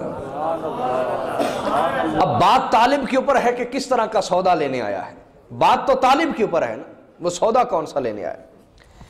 تو سنیے آقا علیہ السلام نے ارشاد فرمایا، حدیث کو امام بخاری اور مسلم نے بیان کیا، حضرت انس ابن مالک فرماتے ہیں آقا علیہ السلام نے فرمایا ثلاث من کن فیہ وجد حلاوت الایمان، تین چیزیں جس میں جمع ہو جائیں وہ ایمان کی مٹھاس کو ضرور پا لے گا۔ اگر ابھی تک ہمیں ایمان کی مٹھاس نہیں نہ پتہ چلی، سمجھے یہ تین چیزیں ہمارے اندر نہیں آئیں۔ کتنی چیزیں بولیے؟ اونچا بولے نا یار، بولیں گے تو آپ کو یاد بھی ہوگا، ساتھ ساتھ توجہ بھی رہے۔ کتنی؟ پہلی فرمایا ان یکون اللہ ورسولہ احب الیہ مما سواہما، پہلی چیز یہ کہ وہ اللہ اور اس کے رسول صلی اللہ علیہ وسلم سے ہر رشتے سے بڑھ کر محبت کرتا ہو۔ جسے یہ کیفیت نصیب ہو جائے وہ ایمان کی لذت کو پا جائے گا۔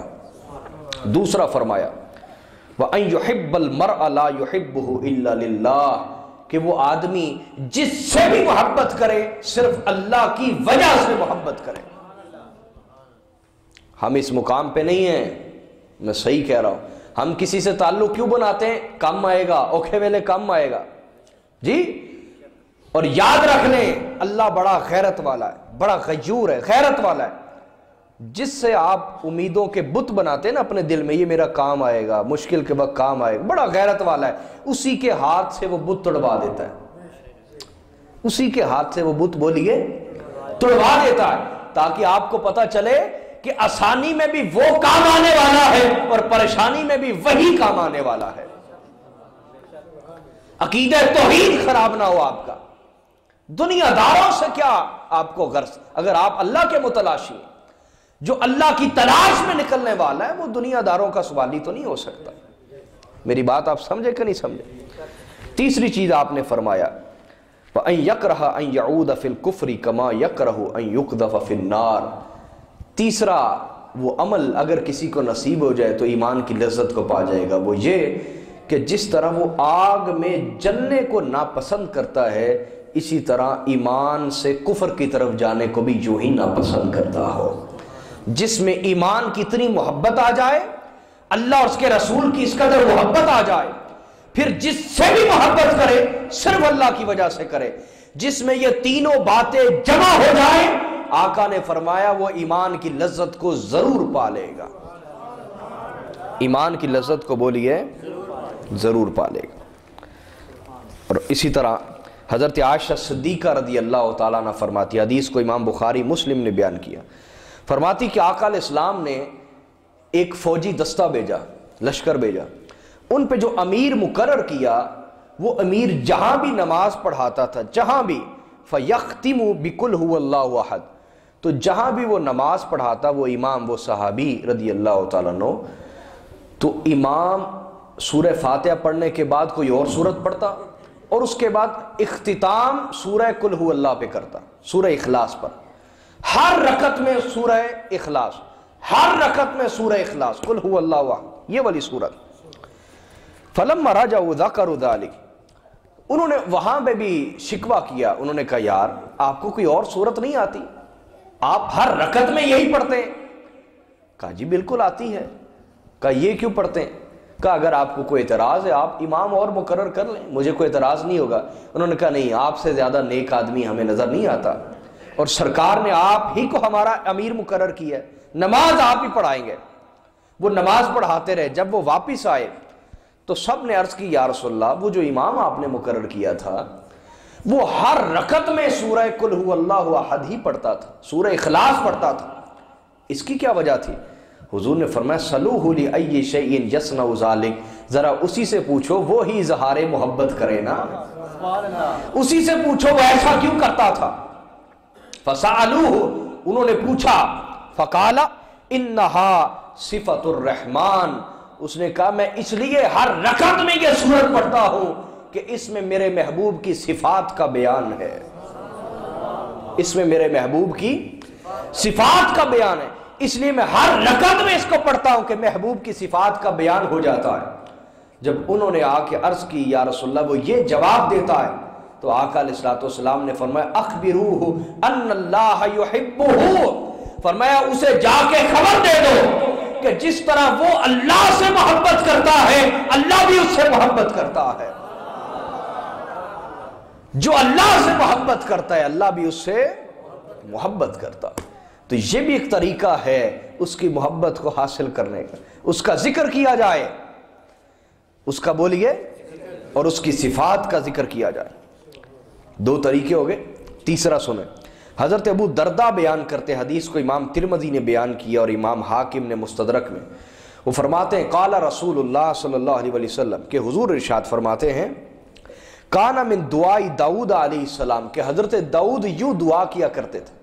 اب میرے نبی حضرت داؤد کی دعا سنا رہے ہیں، سبحان اللہ، یعنی سرکار کو اتنی پسند آئی ہے، اتنی پسند آئی ہے کہ حضرت داؤد کی دعا سکھا رہے ہیں، یہ نہیں فرما رہے کہ یہ میں یوں کہتا ہوں، حالانکہ سرکار بھی یوں کہتے تھے، آگے حدیث ہے ترمذی ہی کے اندر ہے، لیکن حضور علیہ السلام کو دعا اس قدر پسند آئی حضرت داؤد کی کہ ان کی نسبت سے بیان فرمایا کہ حضرت داؤد یوں دعا کرتے تھے۔ کس طرح؟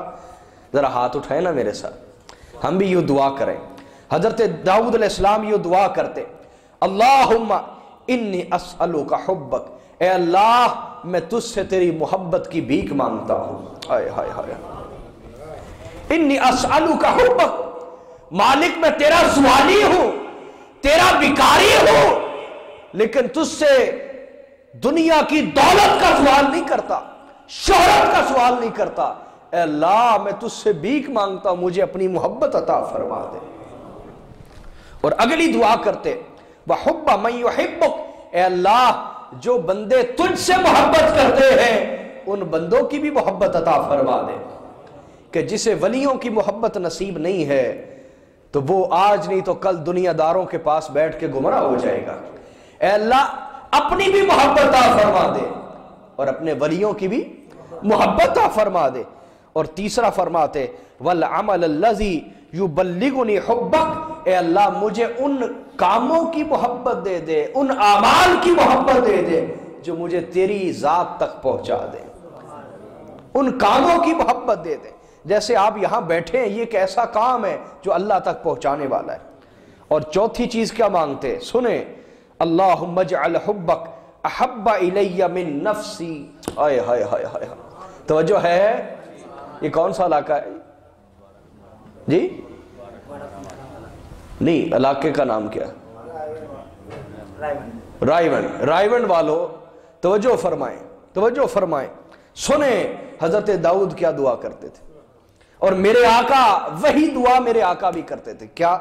اللہم اجعل حبک احب الی من نفسی، اے اللہ مجھے اپنی اتنی محبت دے دے، اتنی محبت دے دے کہ مجھے تیری محبت اپنی جان سے بھی بڑھ کر عزیز ہو جائے۔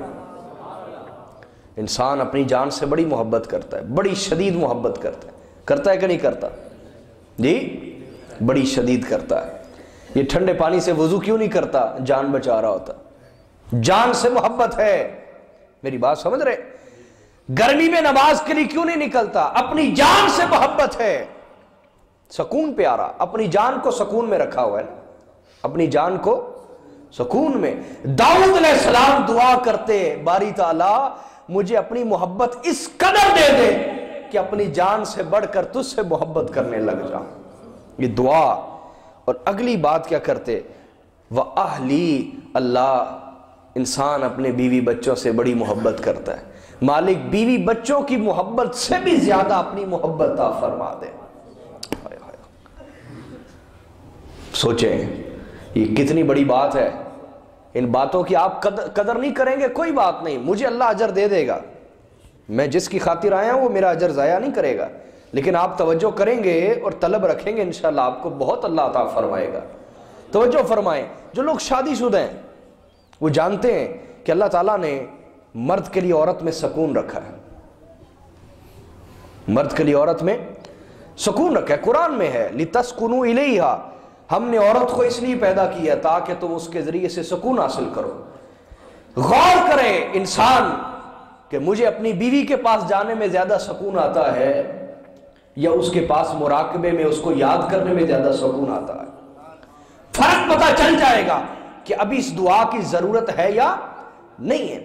اگر تو اس مقام سے آگے گزر گیا ہے کہ بیوی بچوں سے بھی بڑھ کر اس کے پاس جب بیٹھا ہوتا ہے تو سکون آتا ہے، پھر تو اس دعا کی حاجت نہیں، پھر استقامت مانگے، پھر کیا مانگے؟ اور اگر اس درجے پہ نہیں پہنچا تو پھر اسے دعا کرنی چاہیے، مالک بیوی بچوں کی محبت سے بھی بڑھ کر اپنی محبت عطا فرما دے۔ اور اگلی بات داؤد علیہ السلام کیا کرتے؟ وَمِنَ الْمَاءِ الْبَارِدِ، اے اللہ سخت پیاس کی حالت میں ٹھنڈے پانی کی جو محبت ہوتی ہے کہ انسان کہتا ہے کہیں سے ٹھنڈا پانی پینے کو مل جائے، سخت پیاس لگی ہو، سخت پیاس، اے اللہ سخت پیاس میں ٹھنڈا پانی جو لذت دیتا ہے اپنی محبت کی لذت اس سے بڑھ کر عطا فرما دے۔ یہ دعا ہے حضرت داؤد علیہ السلام کی جو میرے نبی مانگا کرتے تھے۔ تو آئیں آج زندگی میں ان دعاؤں کو شامل کریں اور اپنے رب سے اس کی محبت کا سوال کریں۔ بولیے اللہ کی محبت کا۔ تو یہ 3 ذریعے ہو گئے، ایک اور ذریعہ بتاتا ہوں۔ حضرت عمر بن عبسہ بیان کرتے ہیں اور حدیث کو امام احمد بن حنبل نے بیان کی، یہ بخاری و مسلم کے استاد ہیں رحمۃ اللہ علیہ۔ وہ فرماتے ہیں کہ آقا علیہ الصلوۃ والسلام نے فرمایا ان اللہ تعالیٰ یقول، توجہ فرمائیے گا، بڑا خاص نسخہ دے رہا ہوں بڑا خاص اللہ کی محبت حاصل کرنے کے لیے۔ یہ حدیث قدسی ہے، کیا ہے؟ اللہ فرماتا ہے، اللہ تعالیٰ فرماتا ہے وجبت محبتی للمتحابین فیہ وللمتجالسین فیہ وللمتزاورین فیہ وللمتبادلین فیہ۔ اللہ تعالیٰ فرماتے ہیں 4 قسم کے لوگ ہیں، کتنے ہیں؟ 4 قسم کے لوگ۔ کون کون سے؟ فرمایا المتحابین فیہ، جو میری خاطر ایک دوسرے سے محبت کرتے ہیں، پہلا گروہ۔ دوسرا والمتجالسین فیہ، جو میری خاطر ایک دوسرے کی محفل میں آ کے بیٹھتے ہیں۔ آج آپ کیوں جمع ہیں؟ میرا اور آپ کا کوئی خونی رشتہ تو نہیں ہے جی، کسی سیاسی جلسے کی وجہ سے تو نہیں جمع، اللہ کی محبت میں جمع، اللہ اور اس کے رسول کی محبت۔ تو یہ انعام آپ کے لیے بھی، سنیں یہ انعام آپ کے لیے ہے۔ فرمایا پہلا المتحابین فیہ، جو اللہ کی خاطر ایک دوسرے سے محبت کرتے ہیں۔ دوسرا فرمایا المتجالسین فیہ، اللہ فرماتا ہے جو میری خاطر ایک دوسرے کی محفل میں آ کے بیٹھتے ہیں۔ تیسرا فرمایا المتزاورین فیہ، جو میری خاطر ایک دوسرے کی زیارت کرتے ہیں۔ اور چوتھا فرمایا والمتبادلین فیہ، جو میری خاطر ایک دوسرے پر خرچ کرتے ہیں۔ ان 4 قسموں کے بندوں پر میری محبت واجب ہو جاتی ہے۔ اللہ فرماتا ہے میں انہیں محروم نہیں کرتا، ان چاروں لوگوں کو کبھی محروم، انہیں میری محبت ضرور مل جاتی ہے، انہیں میری محبت۔ تو ان میں سے کوئی ایک تو بن جانا چاہیے نا، کوئی ایک تو بولیے نا بن جانا چاہیے، تاکہ وہ سفر شروع ہو جائے۔ سفر بولیے۔ اس پر ایک حدیث میں پیش کروں گا، حضرت ابو مالک الاشعری بیان کرتے اور حدیث کو امام احمد بن حنبل نے بیان کیا المسند میں، اور ابن مبارک نے بھی الزہد میں۔ فرماتے ہیں حضرت ابو مالک الاشعری ان رسول اللہ صلی اللہ علیہ وسلم انہ قال، فرماتے ہیں کہ آقا علیہ الصلوۃ والسلام نے فرمایا یا ایھا الناس، حضور نے نماز پڑھائی، نماز پڑھنے کے بعد فرمایا کہ سب میری طرف توجہ کریں، کوئی اٹھ کے نہیں جائے گا، سب بیٹھ گئے۔ فرمایا یا ایھا الناس، اے لوگو، اسمعوا واعقلوا واعلموا، میری بات کو خوب توجہ سے سنو، خوب سمجھو، خوب جانو کہ میں کیا کہنے جا رہا ہوں۔ تاجدار کائنات صلی اللہ علیہ وسلم فرما رہے ہیں، آقا نے فرمایا اسمعوا واعقلوا واعلموا، خوب توجہ سے سنو، خوب سمجھو، خوب جانو کہ میں کیا کہنے جا رہا ہوں۔ جی یا رسول اللہ، ہم حاضر، ہمارے کان حاضر، توجہ حاضر، دل و جان حاضر۔ آقا فرمائیے، فرمایا ان للہ عبادا لیسوا بانبیاء ولا شہداء یغبطہم الانبیاء والشہداء علی مجالسہم وقربہم من اللہ تعالی۔ آقا نے فرمایا اللہ کے بہت سارے بندے ایسے بھی ہیں، نہ نبی ہیں نہ شہید ہیں، لیکن قیامت کے دن اللہ جو انہیں اپنا قرب عطا فرمائے گا اور جتنا انہیں اپنے قریب بٹھائے گا، اس مقام کو دیکھ کر نبی بھی ان پر رشک کریں گے، شہید بھی رشک کریں گے۔ رشک کرنا جانتے ہیں کس کو کہتے ہیں؟ واہ واہ، کیا بات ہے، یہ ہے رشک کرنا۔ رشک کرنا کیا ہے؟ واہ واہ کہنا، واہ واہ کہنا۔ آقا نے فرمایا وہ نبی بھی نہیں، شہید بھی، لیکن نبی بھی رشک کریں گے، شہید بھی رشک کریں گے۔ جب آقا نے بیان فرمایا فجاء رجل من الاعراب، تو ایک دیہاتی صحابی اٹھے۔ صحابہ فرماتے ہیں ہماری تو جرأت نہ ہوتی حضور سے کچھ عرض کرنے کی، ادب کی وجہ سے، کہ ضروری ہوگا تو حضور خود ہی بتا دیں گے، ضروری ہوگا تو۔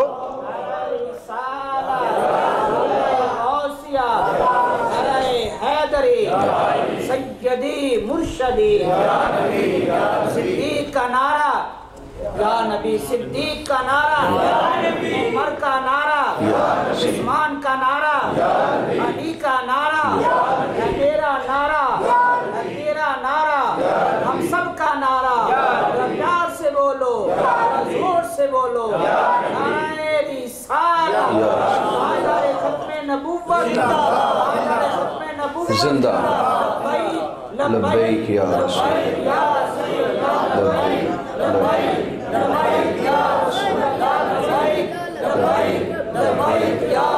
صلی اللہ علیہ وسلم۔ توجہ فرمائے، توجہ ہے آپ کی؟ آقا فرما رہے ہیں، حضور نے فرمایا نہ نبی ہے نا، بولے نا، بولے نا، نہ نبی ہے نا شہید ہیں، لیکن نبی بھی واہ واہ کریں گے، شہید بھی واہ واہ کریں گے۔ اللہ نے اتنے قریب انہیں جگہ عطا فرمائی ہے، اتنے قریب بٹھایا ہے، یہ مقام دیا ہے انہیں اتنے قریب۔ تو ایک دیہاتی صحابی اٹھے، انہوں نے کہا حضور صفہم لنا، حضور ان کا کوئی حلیہ ہی بیان کر دیں، انعتہم لنا، حضور ان کی کوئی کیفیت، کوئی شکل و صورت ہی بتا دیں، کوئی علامت ہی بتا دیں کہ ہم انہیں پہچان لیں، ان کی قدر کریں، حضور کوئی ان کا حلیہ صورت بتا دیں۔ جب انہوں نے یہ بات کی تو آقا علیہ السلام مسکرا پڑے، یعنی حضور چاہتے تھے کہ کوئی سوال کرے، حضور کی مسکراہٹ بتاتی کہ آپ چاہتے تھے کہ کوئی سوال کرے۔ فرمایا سنو سنو وہ کون لوگ ہیں، سنو وہ کون لوگ ہیں۔ آقا علیہ السلام نے ارشاد فرمایا ہم ناس من افناء الناس ونوازع القبائل، فرمایا وہ مختلف گروہوں کے لوگ ہوں گے، مختلف برادریوں کے لوگ ہوں گے، مختلف قبیلوں کے لوگ ہوں گے، لم تصل بینہم ارحام متقاربہ، ان کی آپس میں کوئی خونی رشتہ داری نہیں ہوگی، کوئی خونی رشتہ داری مختلف برادریوں سے تعلق رکھنے والے، مختلف رشتہ داریوں سے تعلق رکھنے والے، لم تصل بینہم ارحام متقاربہ، کوئی خونی رشتہ داری آپس میں نہیں ہوگی، تحابوا فی اللہ وتصافوا، لیکن پھر بھی ایک دوسرے سے اللہ کی خاطر محبت کریں گے اور ایک دوسرے کی خیر اللہ کی وجہ سے چاہا کریں گے۔ آقا نے فرمایا یہ ان کی علامت ہے، اور آقا نے فرمایا یدع اللہ لہم یوم القیامت منابر من نور، جب قیامت کا دن آئے گا لوگ اپنی پریشانیوں میں مبتلا ہوں گے، اللہ ان کے لیے فرمائے گا کہ اے میرے بندو آج قیامت کا میدان ہے، آج میں نے دکھانا ہے کہ جو دنیا میں اپنے خونی رشتہ داروں کے ساتھ نہیں، اگر وہ اللہ کے دشمن ہوئے، اگر وہ اللہ کے نافرمان ہوئے، تو بدر کا میدان گواہ ہے کہ خونی رشتہ دار بھی آمنے سامنے کھڑے تھے، لیکن کوئی لحاظ رکھا گیا۔ حضرت صدیق اکبر فرماتے رہے اپنے بیٹے کو، اگر تو میری تلوار کے نیچے آ جاتا جب تو حالت کفر میں تھا، میں نے تیری گردن اڑا کے رکھ دینی تھی۔ میدان بدر گواہ ہے مومنوں کا شیوا کیا ہے، اہل ایمان کا شیوا کیا ہے۔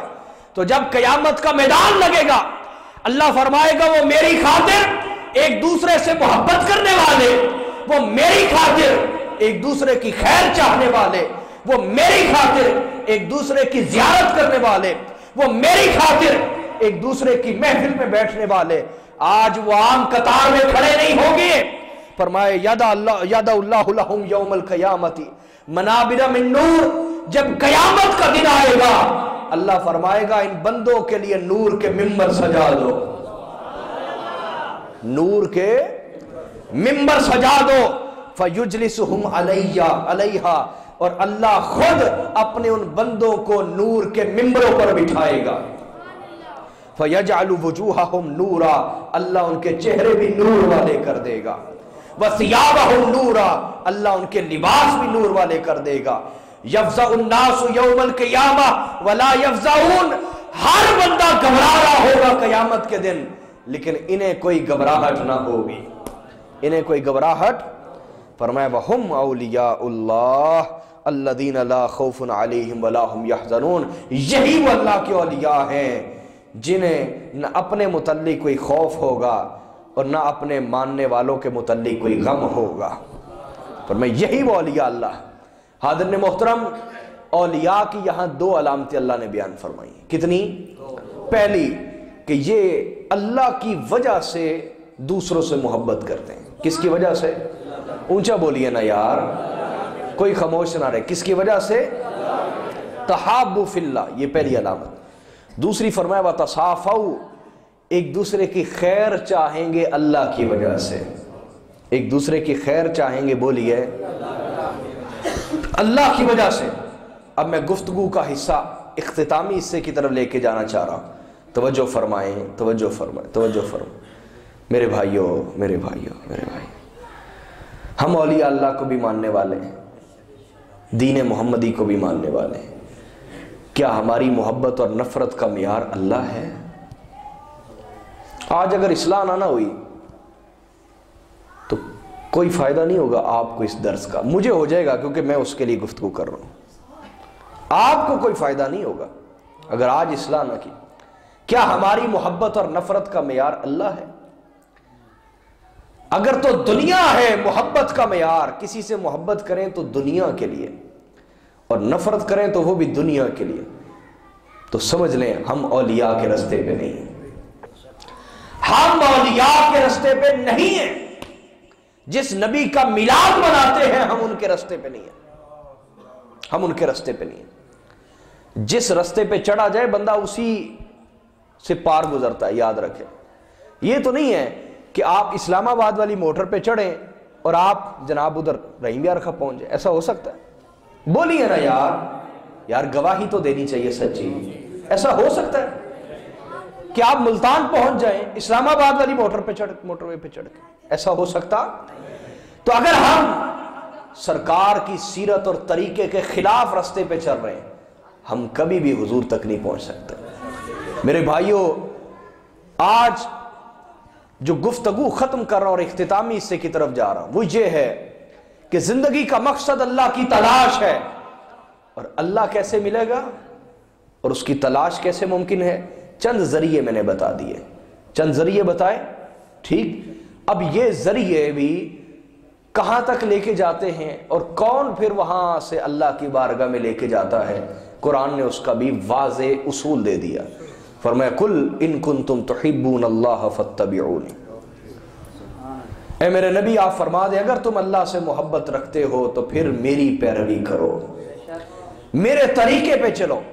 سرکار کا طریقہ کیا ہے؟ یہی، جس سے بھی محبت کی اللہ کی وجہ سے، جس سے بھی نفرت کی بولیے اللہ کی وجہ۔ حضور نے کسی کے خلاف تلوار نکالی ہے تو اللہ کی وجہ سے، ذاتی غصے کی وجہ سے نہیں۔ تو آج ہم بھی معاف کر دیں گے اپنے رشتہ داروں کو انشاءاللہ، جس سے ہم نے تعلق توڑا ہوا ہے خود جا کے سلو کریں گے۔ حضرت عبداللہ ابن عباس درس دے رہے ہیں، صحابی، ایک نوجوان ان کی بارگاہ میں بیٹھنے لگا، فرمایا اٹھ جاؤ، یا نہیں بیٹھنا، چلو اٹھو۔ لوگوں نے کہا حضور سیکھنے آیا ہے، بیٹھنے دیں۔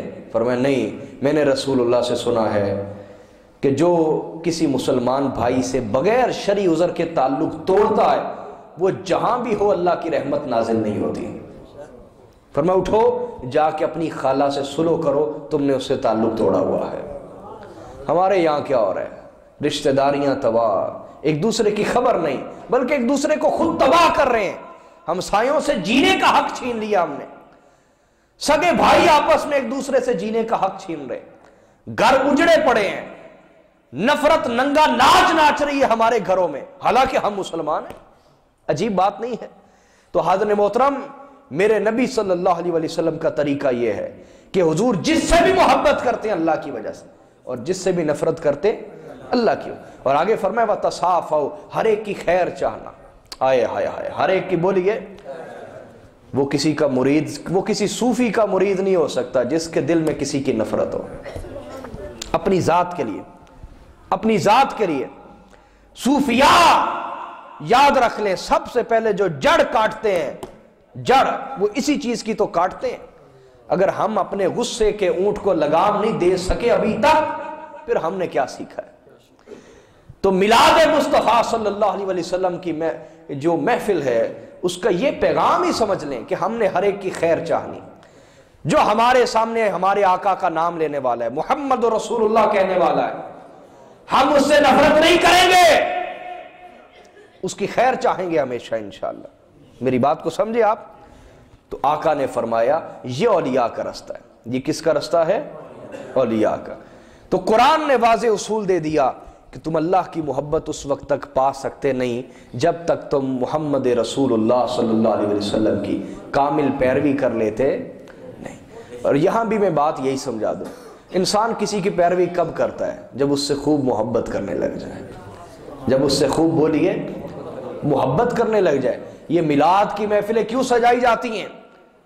اس کا مقصد یہ ہوتا ہے کہ ہمارے دلوں میں ہمارے آقا کی محبت پیدا ہو جائے، ہماری نسلوں میں سرکار کی محبت پیدا ہو جائے، یہ مقصد ہوتا ہے۔ اور یہ مقصد عین شریعت اور دین کا تقاضا ہے، عین دین اور شریعت کا بولیے، اور یہ ہماری کل جمع پونجی ہے۔ حدیث کو روایت کیا امام بخاری اور امام مسلم نے، حضرت انس ابن مالک فرماتے ہیں، میں اختتامی گفتگو کر رہا ہوں، توجہ چاہیے آپ کی۔ حضرت انس ابن مالک فرماتے ہیں کہ آقا علیہ الصلوۃ والسلام نماز پڑھا کے نکل رہے ہیں مسجد سے، آگے سے ایک دیہاتی آیا، اس نے کہا یا رسول اللہ متی الساعہ، حضور قیامت کب آئے گی؟ آقا علیہ السلام نے فرمایا ماذا اعددت لہا، قیامت کے بارے پوچھتا ہے، بتا تو نے قیامت کے لیے کیا تیاری کر رکھی ہے؟ اس نے سر پکڑ لیا، اس نے کہا ما اعددت لہا بکثرت صلاۃ ولا بصوم ولا بصدقہ، حضور جہاں تک تیاری کی بات ہے تو نہ بہت زیادہ نمازیں پاس ہیں، نہ روزے پاس ہیں، نہ نیکیاں پاس ہیں، بنے گا کیا؟ لیکن اس نے ایک دم کہا الا انی احب اللہ ورسولہ، حضور کوئی اور تیاری تو نہیں ہے، ایک تیاری ہے میرے پاس۔ آقا نے فرمایا کیا؟ کہا یہ تیاری ہے کہ ہر رشتے سے بڑھ کر اللہ اس کے رسول سے محبت کرتا ہو۔ جب آقا نے سنا تو حضور نے یہ نہیں فرمایا بھلا یہ کوئی تیاری ہے، یہ تیاری ہے، سرکار نے یہ نہیں فرمایا۔ آقا نے فرمایا پھر مبارک ہو انت مع من احببت، جس سے محبت کرتا ہے قیامت کے دن حشر بھی انہی کے ساتھ ہوگا.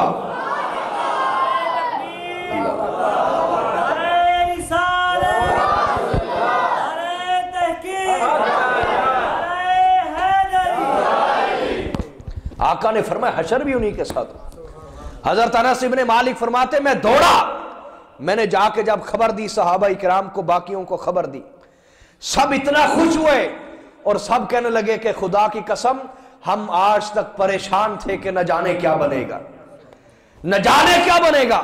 سرکار تو سید الانبیاء ہے, حضور تو وراء الورا مقام پہ ہوں گے قیامت والے دن, نہ جانے ہمارا کیا بنے گا. کہتے ہیں ما فرحنا بشیء قط, کہتے آج تک ہمیں کسی چیز نے اتنی خوشی نہیں دی جتنی سرکار کی اس بات نے خوشی دی ہے کہ حضور نے فرمایا جس سے محبت کرتے ہو حشر بھی اسی کے ساتھ ہوگا.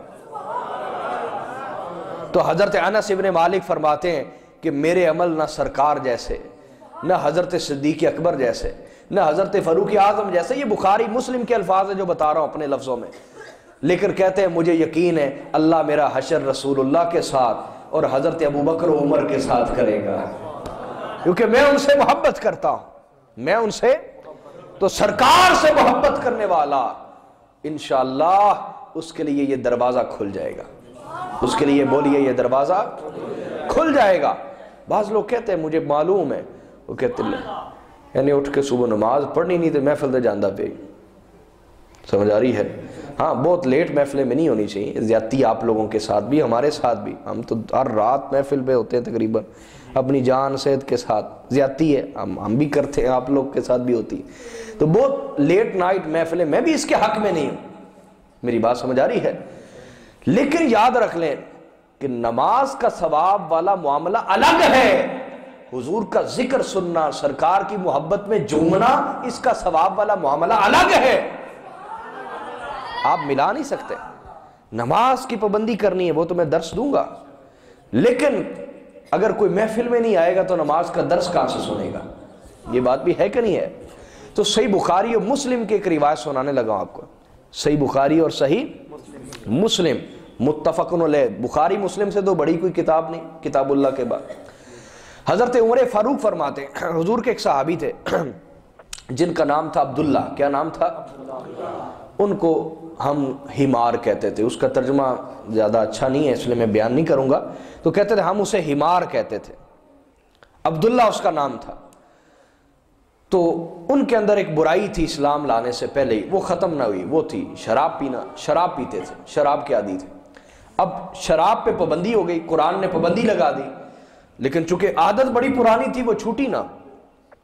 ایک دفعہ شراب پی, نشے میں پکڑے گئے, لائے گئے, سرکار نے سزا دی, 80 کوڑے مارے. پھر عادت غالب آئی, پھر پی لی, پھر پکڑ کے لائے گئے, حضور نے پھر 80 کوڑے مارے. تیسری مرتبہ پھر لائے گئے, پھر 80 کوڑے سرکار نے مارے, سزا دی. عادت تھی نا, پرانی تھی. اب جب تیسری مرتبہ یہ معاملہ ہوا تو کچھ لوگ مسجد میں بیٹھے, یہ بخاری مسلم کے متفقون علیہ روایت سنا رہا ہوں آپ کو. لوگ مسجد میں بیٹھے تھے, کہنے لگے اللہم لعنہ ما اکثر ما یعتبر, اللہ اس پہ لعنت کرے, کتنی مرتبہ لایا گیا, سرکار نے مارا پھر بھی باز نہیں آتا.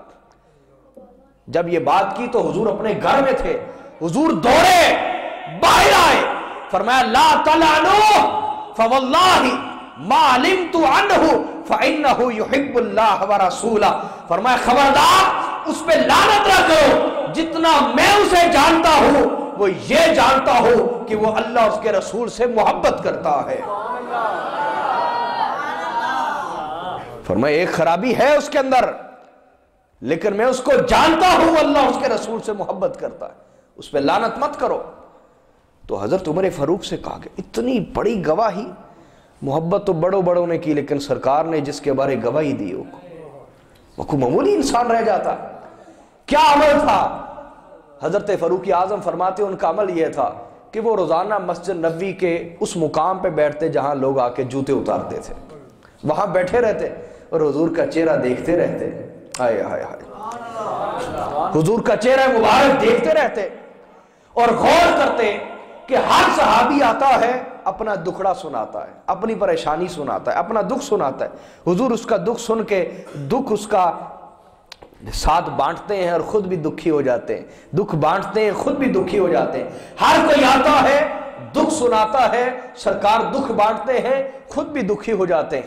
جب وہ اٹھ کے جاتا نا دکھ سنانے والا تو وہ صحابی دیکھتے کہ سرکار غمگین ہو گئے ہیں تو اپنی طرف سے کوئی لطیفہ بنا کے چھوڑ دیتے، حضور اس پہ مسکرا دیتے، حضور ہنس دیتے۔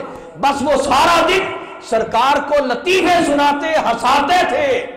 تو آقا نے فرمایا اس پہ لعنت نہ کرو، باقی آ کے ہمیں دکھ سناتے ہیں، یہ ہمیں سارا دن ہنساتا رہتا ہے۔ اس کی یہ خدمت بھی قبول، ہم اس سے محبت کرتے ہیں۔ ہاں آپ کے ذہن میں آ سکتا ہے کہ پھر ہم بھی یہ کام چلاتے رہے، نہیں نہیں ایسا نہیں۔ حضور جس کے بارے فرما دیں، حضور داتا گنج بخش نے ایک مثال لکھی، وہ میں سنا کے بات ختم کر رہا ہوں۔ حضرت ذوالنون مصری رحمۃ اللہ علیہ آپ جا رہے تھے، حضور داتا گنج بخش نے یہ واقعہ لکھا ہے کشف المعجوب میں۔ آپ کشتی میں جا رہے ہیں اور ساتھ ہی کچھ نوجوان گزرے، انہوں نے شراب پی رکھی تھی، گل گپاڑا کر رہے تھے اور خرابی کر رہے تھے اور بدتمیزی کر رہے تھے۔ وہ پاس سے گزرے تو مریدوں کو بہت غصہ آیا، انہوں نے کہا حضور آپ کا حیا نہیں کیا، ان کے لیے بددعا کریں ادھر ہی غرق ہو جائیں۔ آپ نے توجہ نہ دی، انہوں نے پھر کہا کہ حضور بددعا کریں ادھر ہی غرق ہو جائیں۔ آپ نے پھر توجہ نہ کی، انہوں نے تیسری بار پھر کہا حضور ادھر ہی بددعا کریں غرق ہو جائیں۔ فرمایا میں کھڑا ہو کے چلو میں دعا کرتا ہوں تم آمین کہنا۔ اب ان کے انتظار میں تھا کہ ابھی بس بددعا ہونی اور غرق ہو جانا ہے۔ آپ کشتی میں کھڑے ہوئے کہا یا اللہ جس طرح یہ یہاں دنیا میں خوش ہیں انہیں جنت میں بھی یوں ہی خوش رکھنا۔ وہ مریدوں کے دل بیٹھ گئے، انہوں نے کہا سرکار ہم نے تو کہا تھا، انہیں کہا بیڑا غرق کریں گے آپ نے اتنی بڑی دعا دے دی ان شرابیوں کو۔ آپ نے فرمایا دو باتیں سمجھو، ایک تو اللہ کا ولی اپنی ذات کی وجہ سے کسی کو بددعا نہیں دیتا، اپنی بے ادبی کی وجہ سے کسی کو بددعا نہیں دیتا، اور دوسرا یہ کہ اگر میں بھی ان پہ درس نہیں کھاؤں گا کون کھائے گا؟ اچھوں کو تو ہر کوئی سینے سے لگاتا ہے، صوفی وہی ہے جو بروں کو بھی سینے سے لگا لیتا۔ اور تیسری بات یہ ہے اگر یہ اسی حالت میں رہے تو جنت چلے جائیں گے، اسی حالت میں رہے جنت چلے جائیں گے؟ کہا جی نہیں، کہا بس پھر میری دعا یہی تھی کہ اللہ انہیں جنت میں بھی یوں ہی خوش رکھنا۔ کیا مراد تھی؟ کہ انہیں جنت میں جانے کے لائق بنا دینا۔ بس حضرت داتا گنج بخش فرماتے ہیں جیسے وہ کنارے پہ پہنچے سارے نوجوان آئے اور حضرت ذوالنون مصری کی بارگاہ میں جھک گئے اور روتے ہوئے انہوں نے سب نے توبہ کر لی اور سب اپنے وقت کے نیک اور صلحاء ہوئے، نیک بندے بنے۔ تو اگر حضرت ذوالنون مصری کسی کے بارے یہ کہہ دیں تو اس کی زندگی بدل جاتی ہے۔ تو حضرت فاروق اعظم فرما رہے ہیں آقا نے گواہی دی کہ یہ اللہ اور اس کے رسول سے محبت کرتا ہے، اس کے بعد وہ عیب کہاں زندگی میں باقی رہا ہوگا۔ تو میرے بھائیوں آج خلاصہ کلام یہ ہے کہ زندگی کا مقصد اللہ ہے، اس کی تلاش ہے، ملنا کیسے اس نے؟ رسول اللہ کی محبت ہے، حضور کی پیروی ہے، حضور کے طریقے زندگی پہ چلنا ہے، یہ وسیلہ ہے، وہ منزل ہے۔ وہ کیا ہے بولیے؟ انبیاء اولیاء وسیلہ ہیں اللہ تک پہنچانے کے، اور منزل کون ہے بولیے؟ اللہ۔ منزل کون ہے؟ اللہ منزل ہے۔ آج اس کا شوق دل میں پیدا ہو گیا تو انشاءاللہ ساتھ ساتھ تھوڑا تھوڑا سفر بھی شروع ہو جائے گا۔ ہاں اللہ کی محبت نہیں تو نماز پڑھی نہیں جاتی، واقعی بڑی مشکل لگتی ہے۔ لیکن یہ نوجوان بیٹھے، میں کوئی غلط مثال نہیں دینے لگا، یہ خرابی آج کل چل رہی ہے نا اس لیے مثال دینے لگا، انہیں سمجھ آ جائے گی، غلط مثال نہیں ہے۔ آج کل فون کے زمانے ہیں، میں خود بھی ایک استاد ہوں، میں جانتا ہوں کیا ہو رہا ہے معاشرے میں، ساری رات فون پہ باتیں ہوتی ہیں، نیند نہیں آتی، تھکاوٹ نہیں ہوتی، ٹانگیں نہیں دکھتی، لیکن حالت یہ ہے کہ اگر نماز عشاء پڑھ رہے ہیں اور امام تھوڑی سی لمبی قرات کر دے نا تو دل کو کچھ ہونے لگ جاتا ہے کہ یار ایڈا لمبا قرآن پڑھتا ہے، ایڈا لمبا سجدہ کرتا ہے۔ یہاں سے اندازہ لگا لیں کہ ہم دنیا کی محبت میں غرق ہیں جو اللہ کی محبت کی متلاشی ہیں۔ تو میرے بھائیوں بہت توبہ کی ضرورت ہے، بڑی اصلاح کی ضرورت ہے، ٹھیک؟ تو یہ سمجھایا ہے میں نے، اور کیا سمجھایا؟ اخلاق اچھے کر لیں، کبھی کسی سے اپنی ذات کے لیے ہم نے نفرت نہیں کرنی، جس سے بھی نفرت کرنی اللہ کی وجہ سے، محبت کرنی تو اللہ کی وجہ سے۔ اگلا درس کیا دیا ہے؟ ہمیشہ ہر ایک کی خیر چاہنی ہے، ہمیشہ ہر ایک کی، جو ہماری خیر نہ بھی چاہے اس کی بھی خیر چاہنی ہے، جو ہماری خیر نہ بھی چاہے ہم نے اس کی بولیے خیر چاہنی، اور اللہ کی تلاش میں رہنا ہے۔ اللہ کی تلاش میں مسجد میں بھی آنا ہے، نماز بھی پڑھنی ہے، وہ اس طرف نہیں جانا پن دے تسبیح تے توڑ دے مصلی ہے میں نے تینوں رب ملنا۔ یہ کس نے کہا ہے؟ قوال نے کہا ہے، یہ قرآن نے نہیں کہا، یہ قرآن نے بولیے نہیں کہا پن دے تسبیح توڑ دے مصلی ہے میں نے تینوں رب ملنا، یہ قرآن نے نہیں کہا۔ تو قرآن تو آپ کو کہتا ہے وَاسْتَعِينُوا بِالصَّبْرِ وَالصَّلَاةِ، جو کچھ بھی چاہیے صبر اور نماز کے ذریعے مدد طلب کرو تمہیں ملے گا۔ اگر اللہ کی بھی تلاش ہے تو نماز کے ذریعے سے اس کو تلاش کریں، نماز کے ذریعے سے اس کو تلاش کریں۔ تو نماز کے قریب آنا ہے، درود و سلام کے قریب آنا ہے۔ اللہ پاک میرا اور آپ کا حامی و ناصر ہو۔ میں 3 وظیفے دے رہا ہوں، ان کو زندگی میں ہمیشہ شامل رکھنا ہے۔ پہلا وظیفہ جو شروع میں بات کی تھی، روزانہ 100 مرتبہ اللہ سے معافی مانگنی۔ کتنی مرتبہ؟ بولیے کتنی مرتبہ؟ ایسے عربی میں بھی مانگ سکتے ہیں لیکن اکثر کو کیفیت ہی نہیں آتی، اس لیے میں اردو میں سکھاتا ہوں۔ اردو میں پڑھیں انشاءاللہ زیادہ کیفیت آئے گی۔ پڑھیں، سر جھکا لیں، اللہ سے معافی مانگتے ہیں۔ اس طرح پڑھنا ہے، سیکھ لیں، یاد کر لیں، ریکارڈنگ سے سیکھ لیں۔ پڑھیں، میں عظمت والے